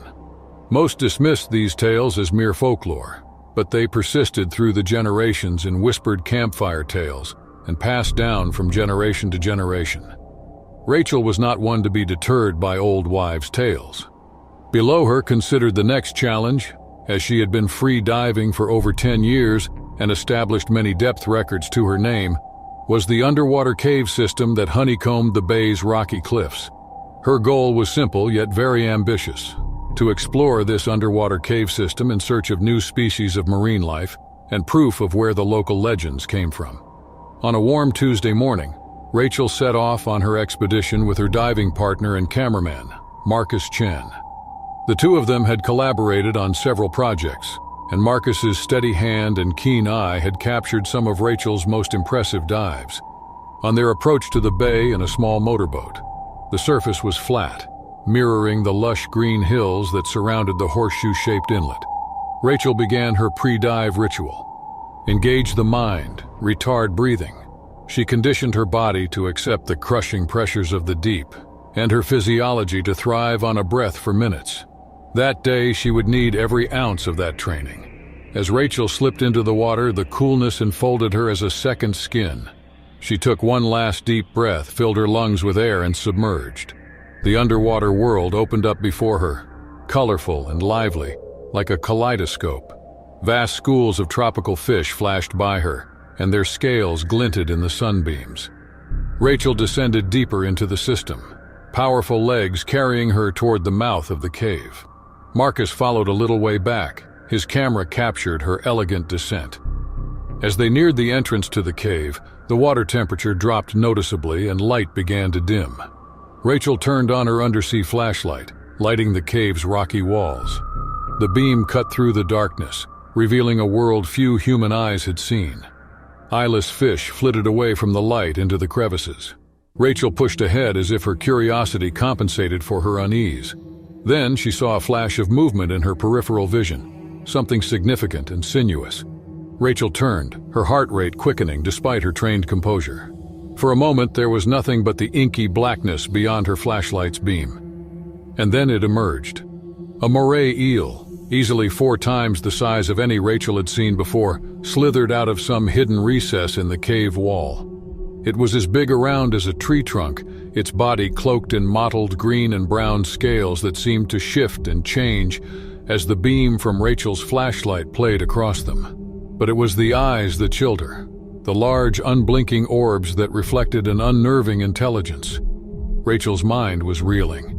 This wasn't an ordinary moray eel. This was a living legend, the cause of most of the stories that had gone around from some of the mouthy locals. Now it was between Rachel and her way out of the cave.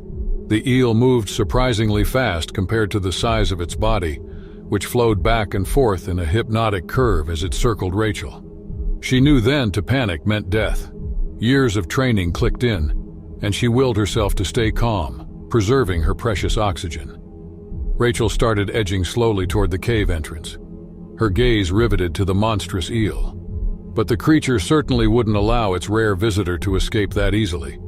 With an enormous flick of its tail, it charged toward Rachel, its jaws gaping open to show rows of needle-sharp teeth. Rachel just escaped the attack.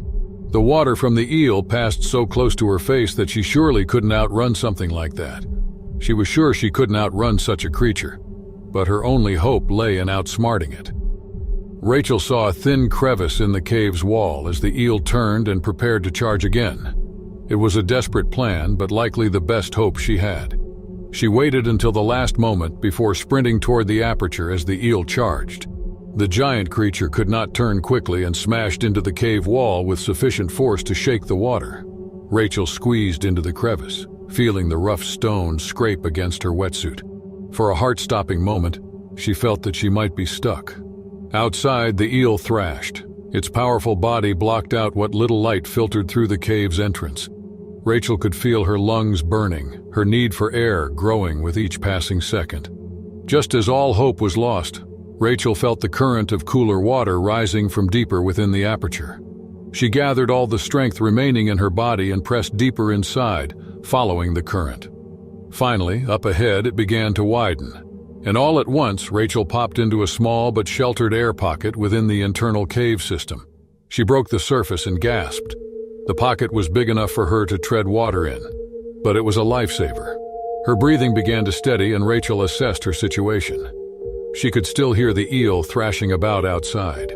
Its huge body occasionally blocked the dim light filtering through the underwater entrance to her refuge. Rachel knew she couldn't stay in the air pocket forever. She was just hoping Marcus had witnessed everything and would get help. But even if he did, how long would it take a rescue team to arrive? And then there was the matter of whether they would ever be able to cope with the giant eel. As hours passed, Rachel felt her thoughts slide toward the absurdity of her situation. A world-renowned freediver cave-trapped by a creature out of legend. This was her fate. She couldn't stem the small, ironic chuckle that came out, which rang strangely in this tiny pocket of air. Just when Rachel was beginning to lose all hope, she picked up an echo of something going on outside. The eel's unconsciously purposed thrashing appeared to increase in violence before it suddenly died away. A light jet boat came through the water some minutes later, and a diver's face appeared. Somehow, the rescuers, including a prominent marine biologist in the area named Dr. Amelia Tan, had been able to lure the giant eel away from the cave's entrance by using a unique mixture of sound frequencies and bait. She was quickly but gingerly removed from her hiding place and brought to the surface, where Marcus waited on tenterhooks. For days after, Rachel's encounter with the giant moray eel remained the hot topic of conversation in the scientific community. Dr. Tan and her team cautiously began studying the creature, which they had found to be a previously unknown eel species, probably a relic from another age. Soon enough, the story of Rachel Hawthorne and the giant eel of Teluk Naga had taken its place in local lore, a latter-day addition to an ancient tradition. Somewhere more profound in the bay, an actual sea serpent went about its solitary business, a testament to this day of the wonders and terrors that await us in the uncharted corners of our world. During the summer of 2010, off the beautiful coastline of Kaikoura, New Zealand, an unexpected encounter between a human and a shark pushed one woman's courage and skill to the limit. Kaikoura is a small coastal town on New Zealand's South Island, facing the Pacific Ocean to the east. It has significant, breathtakingly beautiful landscapes and rich biodiversity. It was an area of unique underwater topography. Deep ocean canyons met the continental shelf, making it a favorite playground for many sea creatures. Whale watching, dolphin encounters, and kayaking adventures were all very popular there. Sophie Amelia Blackwood was a 32-year-old marine biologist from Auckland who had always been drawn to the sea.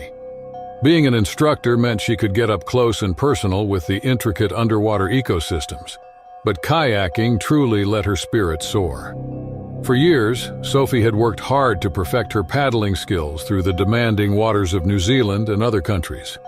Nothing in her strong expertise would ever prepare her for what happened on that disastrous July morning. It was just another day in Sophie's life.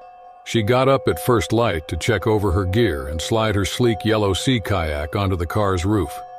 The perfect weather was forecast: flat, calm seas and clear skies. Sophie would paddle out to a colony of nearby seals, hoping to be lucky enough to observe the animals' behavior from a respectful distance.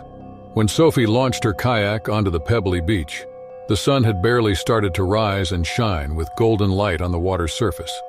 The air was cool and spicy with seaweed and salt. Sophie inhaled deeply before her journey began. For the first hour, Sophie's paddle sliced into the water quickly, acquired from long hours of paddling. The rhythmic sway of her strokes blended with the lapping of waves against her kayak, a symphony to her ears. Seabirds wheeled high above her, punctuating their cries into the morning stillness. Sophie was relatively peaceful and within her element. When she neared the colony, Sophie realized something was off. The usually raucous seals were, for the most part, strangely silent, many of them scurrying away from the shore. Her scientific mind kicked in right there, and Sophie scanned the surroundings for visible signs of disturbance. That was when she saw a vast scythe-like fin cutting through the water some 50 meters away. Sophie's pulse quickened as she recognized the unmistakable shape. It was a thresher shark known for its incredibly long whip-like tail and occasional aggressive behavior. Sophie knew that thresher sharks were not rated as dangerous to humans, but she also appreciated how wild animals could be unpredictable. Her caution told her to paddle slowly and steadily back towards the shore. The shark, however, had other ideas. The more Sophie paddled, the more it closed in on her kayak, circling and swimming in more erratic arcs. Sophie tried to remember everything she knew about the behavior of thresher sharks, whose minds were racing. She recalled that these sharks occasionally kill or stun their prey using their powerful tails. The shark's tail suddenly broke the surface, arching high in the air before coming down with a resounding slap against the side of Sophie's kayak. The small vessel shuddered at the impact, threatening to capsize. Sophie firmly held her paddle, drawing on all her strength and skill to keep upright in her kayak. The shark backed up for a second, then hit again. This time the tail hit the kayak's bow, sending a water shower directly into Sophie's face. She sputtered and blinked, struggling to maintain her vision and balance. This terrifying dance continued for an eternity, but was only a few minutes. The shark would circle, strike, retreat, and return for another pass. Every blow threatened to capsize Sophie's kayak and leave her defenseless in shark-infested waters. The kayaking demanded such effort that Sophie's arms were ablaze as she struggled to keep the craft stable and moving toward shore. Her usually calm, analytical mind was now a vortex of fear and determination in the face of marine life.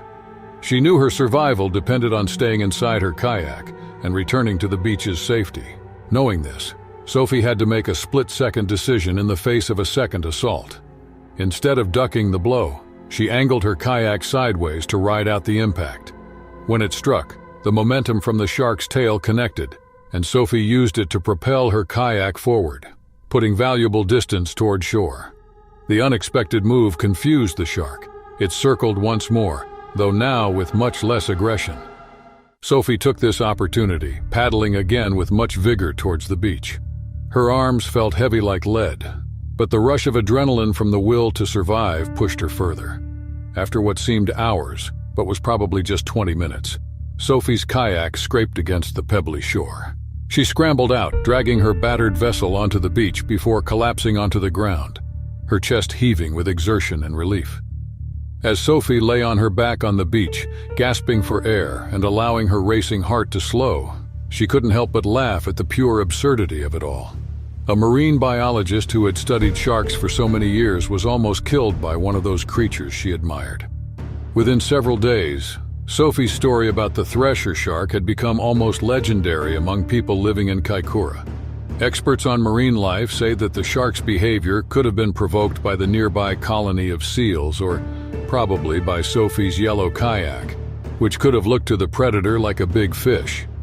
This became a powerful lesson for Sophie about the sea's unpredictable nature and respect for marine life.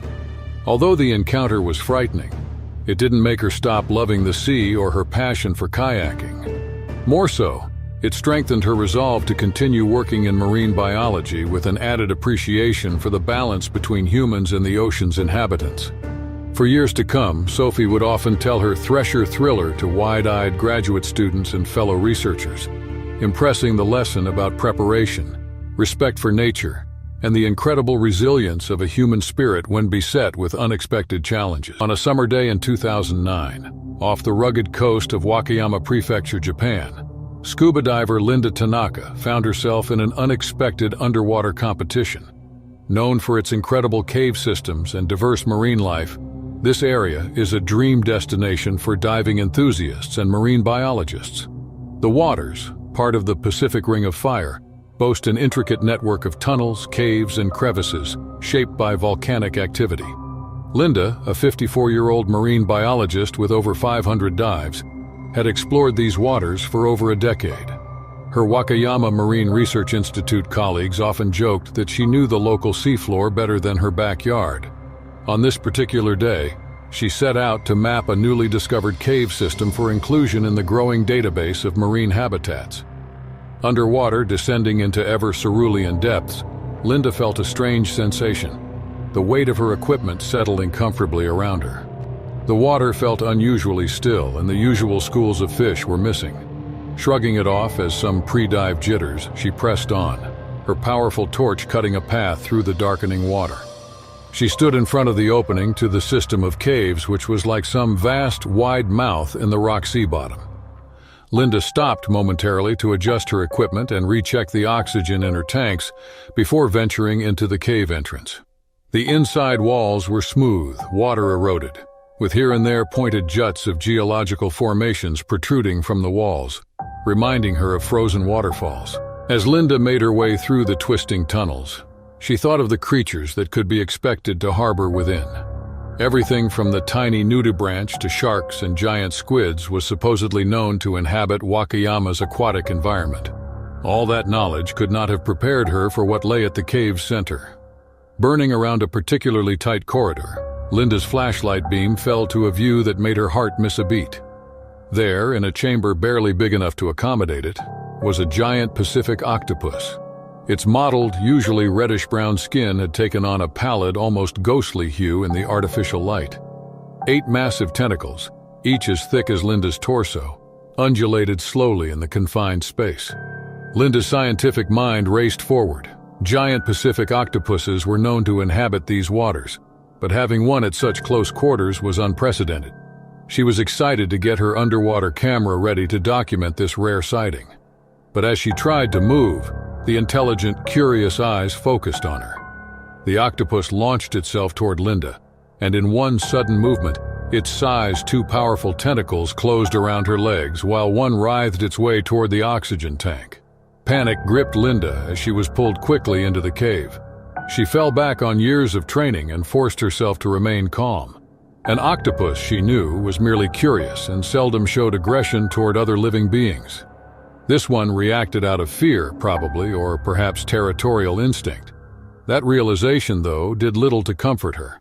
The effect of its perilousness was undiminished. Linda's hand drifted toward the diving knife strapped to her calf. She hesitated. She didn't want to hurt the beautiful animal, so she shifted tactics. From a pocket on her diving suit, she produced a small flashlight she'd been carrying in case of emergencies. She snapped her wrist, shining the beam directly into the eyes of the octopus. The reaction came directly. It recoiled, but its grip loosened slightly. Linda took this chance and twisted her body out of its grip. Yet the creature didn't make an end. Another tentacle stretched and wound around her ankle while she tried to swim away. An underwater tug-of-war grew tense. Her lungs were searing with effort. Linda was against the power of this octopus. If it were a battle of endurance, Linda wouldn't win, so she had to outsmart it. That was when she espied the thin cleft in the cave's rear. She shot for it on impulse, pulling the octopus the whole time.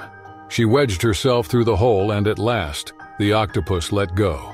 Linda kicked through the maze without a moment to lose to clear the system of caves. Not until she reached the surface and could breathe did she begin to take in what happened.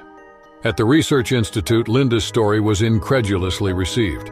One of her colleagues, Dr. Watanabe, commented that only Linda could turn a mapping mission into a wrestling match with an octopus. The experience, horrific as it was, had only served to drive Linda to more research in marine biology. Within a few months, she led several expeditions back into the cave system with a team and better equipment. Though they never saw the giant octopus again, Linda's respect for the intelligent creatures was immeasurable. Her close call had reminded her yet again of the ocean's unpredictability and how vital respect and timidity were in approaching marine life.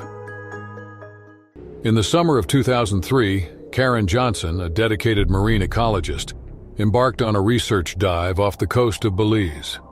The crystal-clear waters of the Belize Barrier Reef, the second-largest coral reef system in the world, provided a stunning backdrop for her studies. Karen, 32, was on a mission to understand the health and biodiversity of these vibrant coral reefs. On the morning of July 22, 2003, Karen prepared for her dive with meticulous care. She checked her diving equipment, reviewed her research notes, and made sure her underwater camera was ready.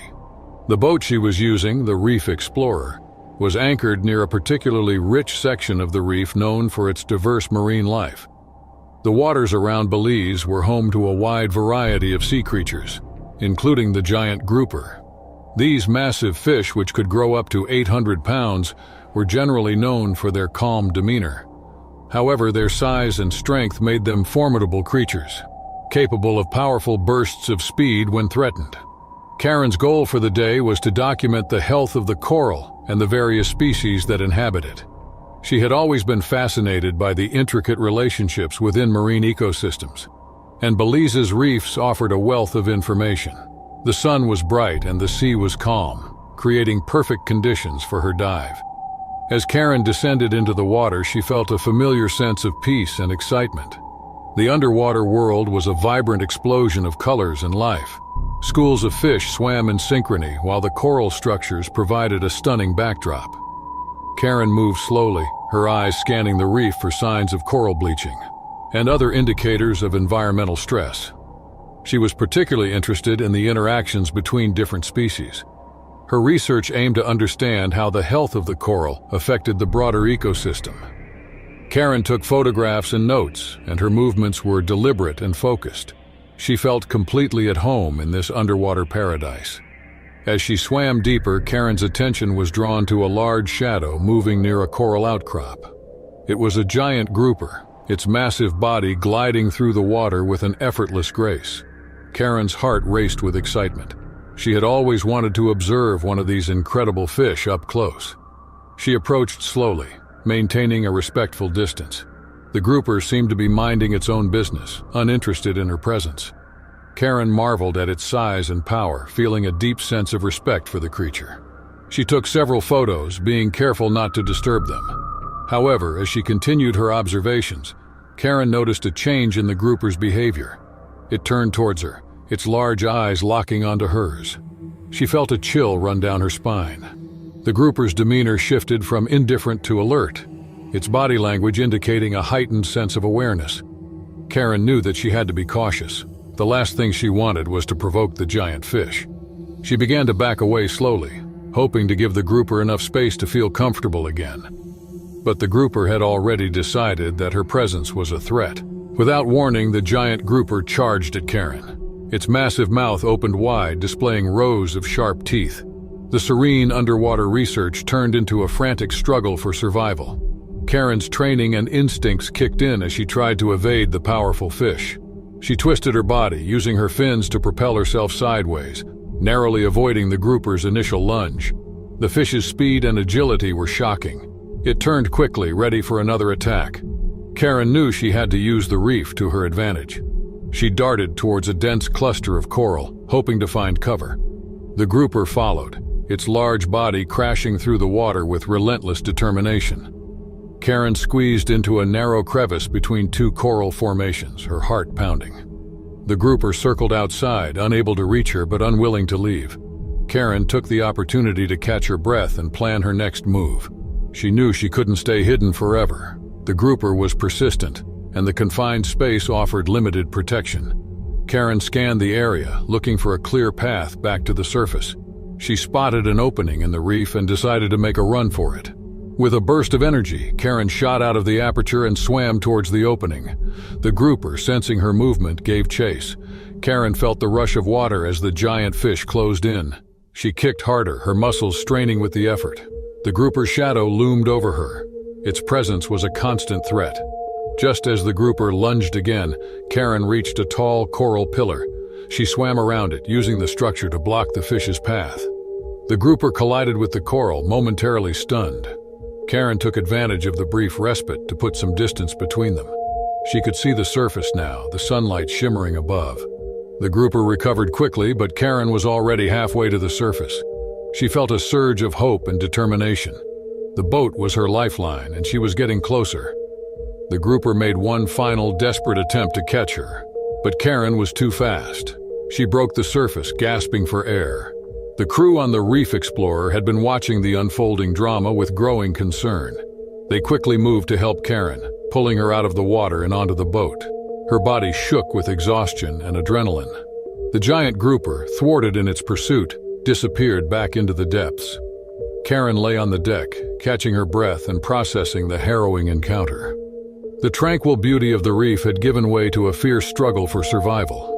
The experience was a stark reminder of the ocean's unpredictable nature and the challenges faced by marine scientists. The crew gathered around her, their relief evident. Karen felt a mix of emotions: gratitude for her safety, awe at the power of the giant grouper, and a renewed respect for the creatures of the deep. She knew that her research would continue, but with a heightened awareness of the potential dangers. In the summer of 2007, Tim Nelson, a seasoned sailor, navigated the tropical waters of the Great Barrier Reef off the coast of Australia. The reef, one of the world's most spectacular natural wonders, stretched over 2,300 kilometers. and was renowned for its rich biodiversity. Tim, 42, had sailed these waters many times, always drawn by their beauty and the thrill of exploration. On the morning of August 5, 2007, Tim set sail from Cairns, a vibrant city in Queensland. The weather was perfect, with clear skies and a gentle breeze guiding his sailboat, the Coral Wanderer. The sea was calm, and the sun sparkled on the water's surface. Tim felt a deep sense of peace and freedom as he steered the boat toward his favorite spot near Lizard Island. The Great Barrier Reef was teeming with life. Schools of colorful fish darted among the coral, and sea turtles glided gracefully through the water. It was a paradise for marine enthusiasts like Tim. He planned to spend the day sailing and snorkeling, taking in the underwater beauty that never ceased to amaze him. By midday, Tim anchored his boat in a secluded bay near Lizard Island. The island, a popular destination for tourists and researchers alike, was known for its pristine beaches and vibrant coral reefs. Tim had visited this spot many times, finding solace in its serene beauty.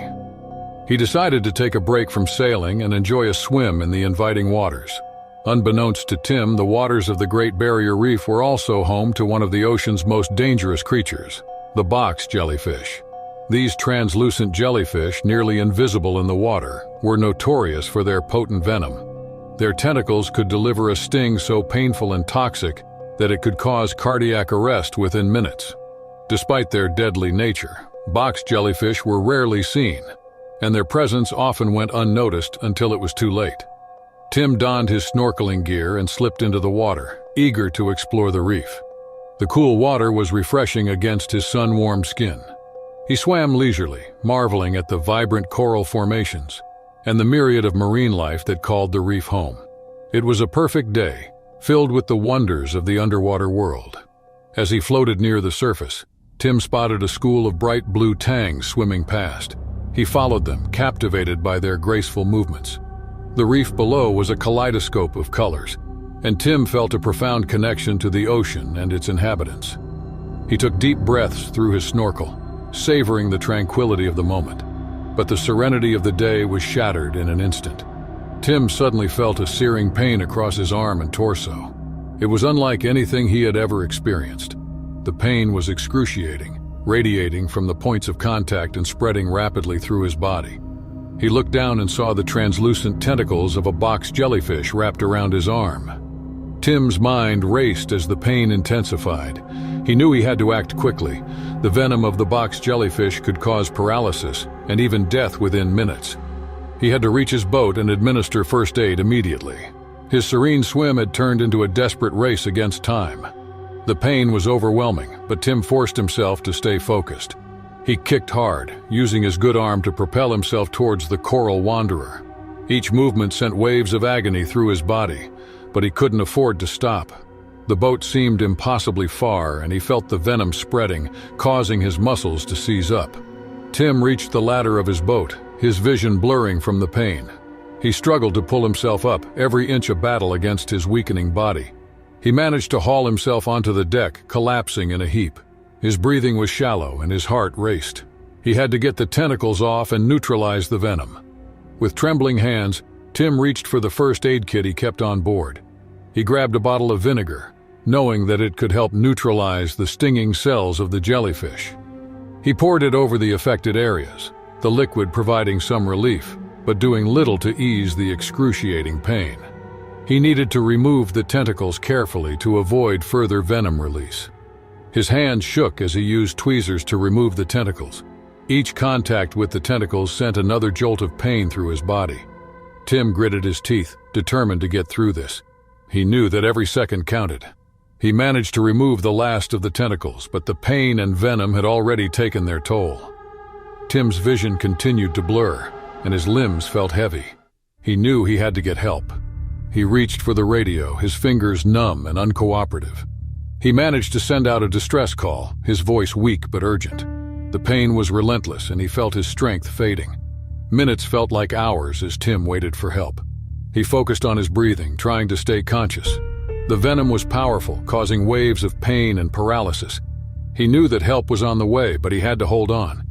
The ocean, once a place of beauty and peace, had become a battleground for his survival. The sound of an approaching boat broke through the haze of pain. Tim saw a rescue vessel pulling alongside the Coral Wanderer. The crew quickly boarded his boat, their faces filled with concern. They worked swiftly, administering pain relief and preparing him for transport to the hospital. Tim felt a sense of relief as they lifted him onto the rescue boat. The pain was still intense, but he knew he was in good hands. The crew's reassurances helped calm his racing heart. They radioed ahead to the hospital, ensuring that a medical team would be ready to treat him upon arrival. The ride to the shore was a blur of pain and relief. Tim's mind drifted in and out of consciousness, the venom's effect still coursing through his body. The crew kept a close eye on him, monitoring his vital signs and providing support. They knew that the next few minutes were critical. As they reached the shore, Tim was rushed to the waiting ambulance. The medical team worked quickly, administering anti-venom and stabilizing his condition. The pain began to subside, replaced by a profound sense of exhaustion. Tim knew he was lucky to be alive. Way out in the cold waters of the Gulf of Alaska, off the rough coastlines of Kodiak Island, 2015 would prove to be a year bringing a chilling turn of events into a small fishing crew's lives forever. One fresh morning, just when the fog began to lift and revealed the towering outline of Kodiak's mountainous terrain, headed out from the port of Kodiak City was the fishing vessel Northern Star. Its captain was old Ethan Blackwood, 50 years old, a man as stubborn as the birch trees of the tundra. The salmon season had been exceptionally brilliant, and they were all looking forward to a last fruitful haul before the coming autumn storms would force them to seek shelter. With him were first mate Lucas Chen, 35, a former software engineer who had dumped the monotony of desk work for the freedom of the open sea. Deckhand Olivia Ramirez, 28, a marine biology graduate who had taken the job to get some first-hand experience of the fishing industry. And the ship's engineer, Gus Peterson, a taciturn 60-year-old who seemed to relate with engines as much as with people. As the Northern Star made its way further into the Gulf, laying their nets, they were unaware that these actions were to unleash a string of events that would put their will and test their survival. An unexpected and horrifying way in which the conflict, which would define their journey, would be about to unfold, was soon to overtake them. It was a moment of instinct. While hauling in their first catch of the day, a young, curious, inexperienced orca emerged and entangled itself in their fishing gear. Panic-stricken to free the distressed animal, the crew jerked around to save it, but instead clumsily injured it with a gaff hook. Its distress calls echoed through the water, reaching out to its pod, a family group known by researchers as the Kodiak clan. The Northern Star crew didn't know that they were just angered, probably one of the ocean's most intelligent social predators. Orcas, sometimes known as killer whales, had kin bonds and complex hunting strategies. The matriarchal Kodiak clan, with its cunning family leader, whom the researchers familiarly called Old Scarback, was about to let them see why she was credibly considered an apex predator at sea. The first signs of trouble appeared as Captain Blackwood ordered the ship away from the area, trying to get beyond the immediate reach of orcas to avoid further conflict. A big male orca surfaced off the starboard bow, its 6-foot dorsal fin sliced through the water like a black sail. Olivia's marine biology training kicked in, and she recognized this immediately as scouting behavior. The orcas were sizing up their target. The attack began with a synchronized ramming of the hull. The orcas rammed into the Northern Star with great force, hard enough to shove the crew off their feet. Gus Peterson lurched his way to the engine room and radioed back that the propeller shaft had alarming vibration levels. The orcas had focused on attacking the ship's means of propulsion. Faced with this grim reality, Captain Blackwood ordered an instant change of course for the nearest shore, but the orcas were one up on them. The rudder refused to budge as Lucas Chen turned to steer the ship. Some damage or fouling of the steering gear by the clever cetaceans had occurred. With their ship effectively crippled, the crew of the Northern Star was at the mercy of the vengeful pod. Waves crashed across the deck, trying to dislodge any crew members foolish enough to venture out in a series of coordinated attacks by the orcas. Much as she was interested in marine life, Olivia found herself torn between professional admiration and primal fear at what the orcas were doing. With all the attacks, the attempt by the crew to call for help became futile. It was as if the orcas knew something about human technology, since they had damaged the communications array while mounting the first attack on the ship. Northern Star was cut off adrift in hostile waters, with a pod of highly intelligent predators out for revenge. Hours ticked by, and the orcas did not leave the boat. Eventually, the panicked crew turned grimly toward a need to survive. Years of experience began to kick in as Captain Blackwood firmly cobbled together a plan. The last hope, to make it through to an uninhabited island he knew just in reach. With makeshift oars fashioned from spare lumber, the crew began the arduous task of paddling their crippled vessel to safety.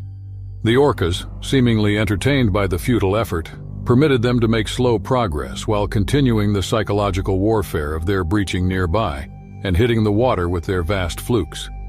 Things took a turn for the worse as night started falling. Now the orcas were ramming the ship's hull below the waterline, which was causing slow leaks that would sink the Northern Star before it could reach the shore. Gus Peterson worked tirelessly to patch up the holes, but it was apparent that time was running out. In a final, desperate gamble, Captain Blackwood decided to burn up the remaining fuel in the ship to create a slick on the water, hopefully holding off the orcas long enough for them to reach shallow waters. As Olivia reluctantly helped implement this ecologically unsound plan, she couldn't help feeling a sense of karmic justice for all the harm they had inadvertently met out. It was a close call. At dawn, the palpitating remains of the Northern Star limped into the shallows of a small island, its hull scraping on the rocky bottom. Unable to follow into shallow water, the orcas wheeled menacingly just beyond the breakers. More shaken than they could have imagined, to say nothing of being beyond exhaustion, the crew fell onto the beach, unable to believe that they had survived. It would be 2 days before a Coast Guard patrol finally spotted their distress signals and rescued the crew of the Northern Star. In those 2 days, they watched with growing horror as the orcas maintained an almost constant vigil offshore, pacing back and forth in a chilling reminder of the power and intelligence of the creatures that they had wronged. It was not so long when a patrol boat arrived, and they were taken to safety unharmed. Later on, the Kodiak clan remained and patrolled their waters, reminding any visitors that one is not necessarily at the top of the food chain in an ocean. The young orca they had injured would be spotted in years to come, swimming strong with the pod and its scars, which are testimony to both human carelessness and the enduring bonds of family in the world of the orcas. Eventually, it was not about surviving but a drastic shift in perspective, of realizing that in this limitless, unpredictable ocean, coexistence is not an ideal issue but plain necessary.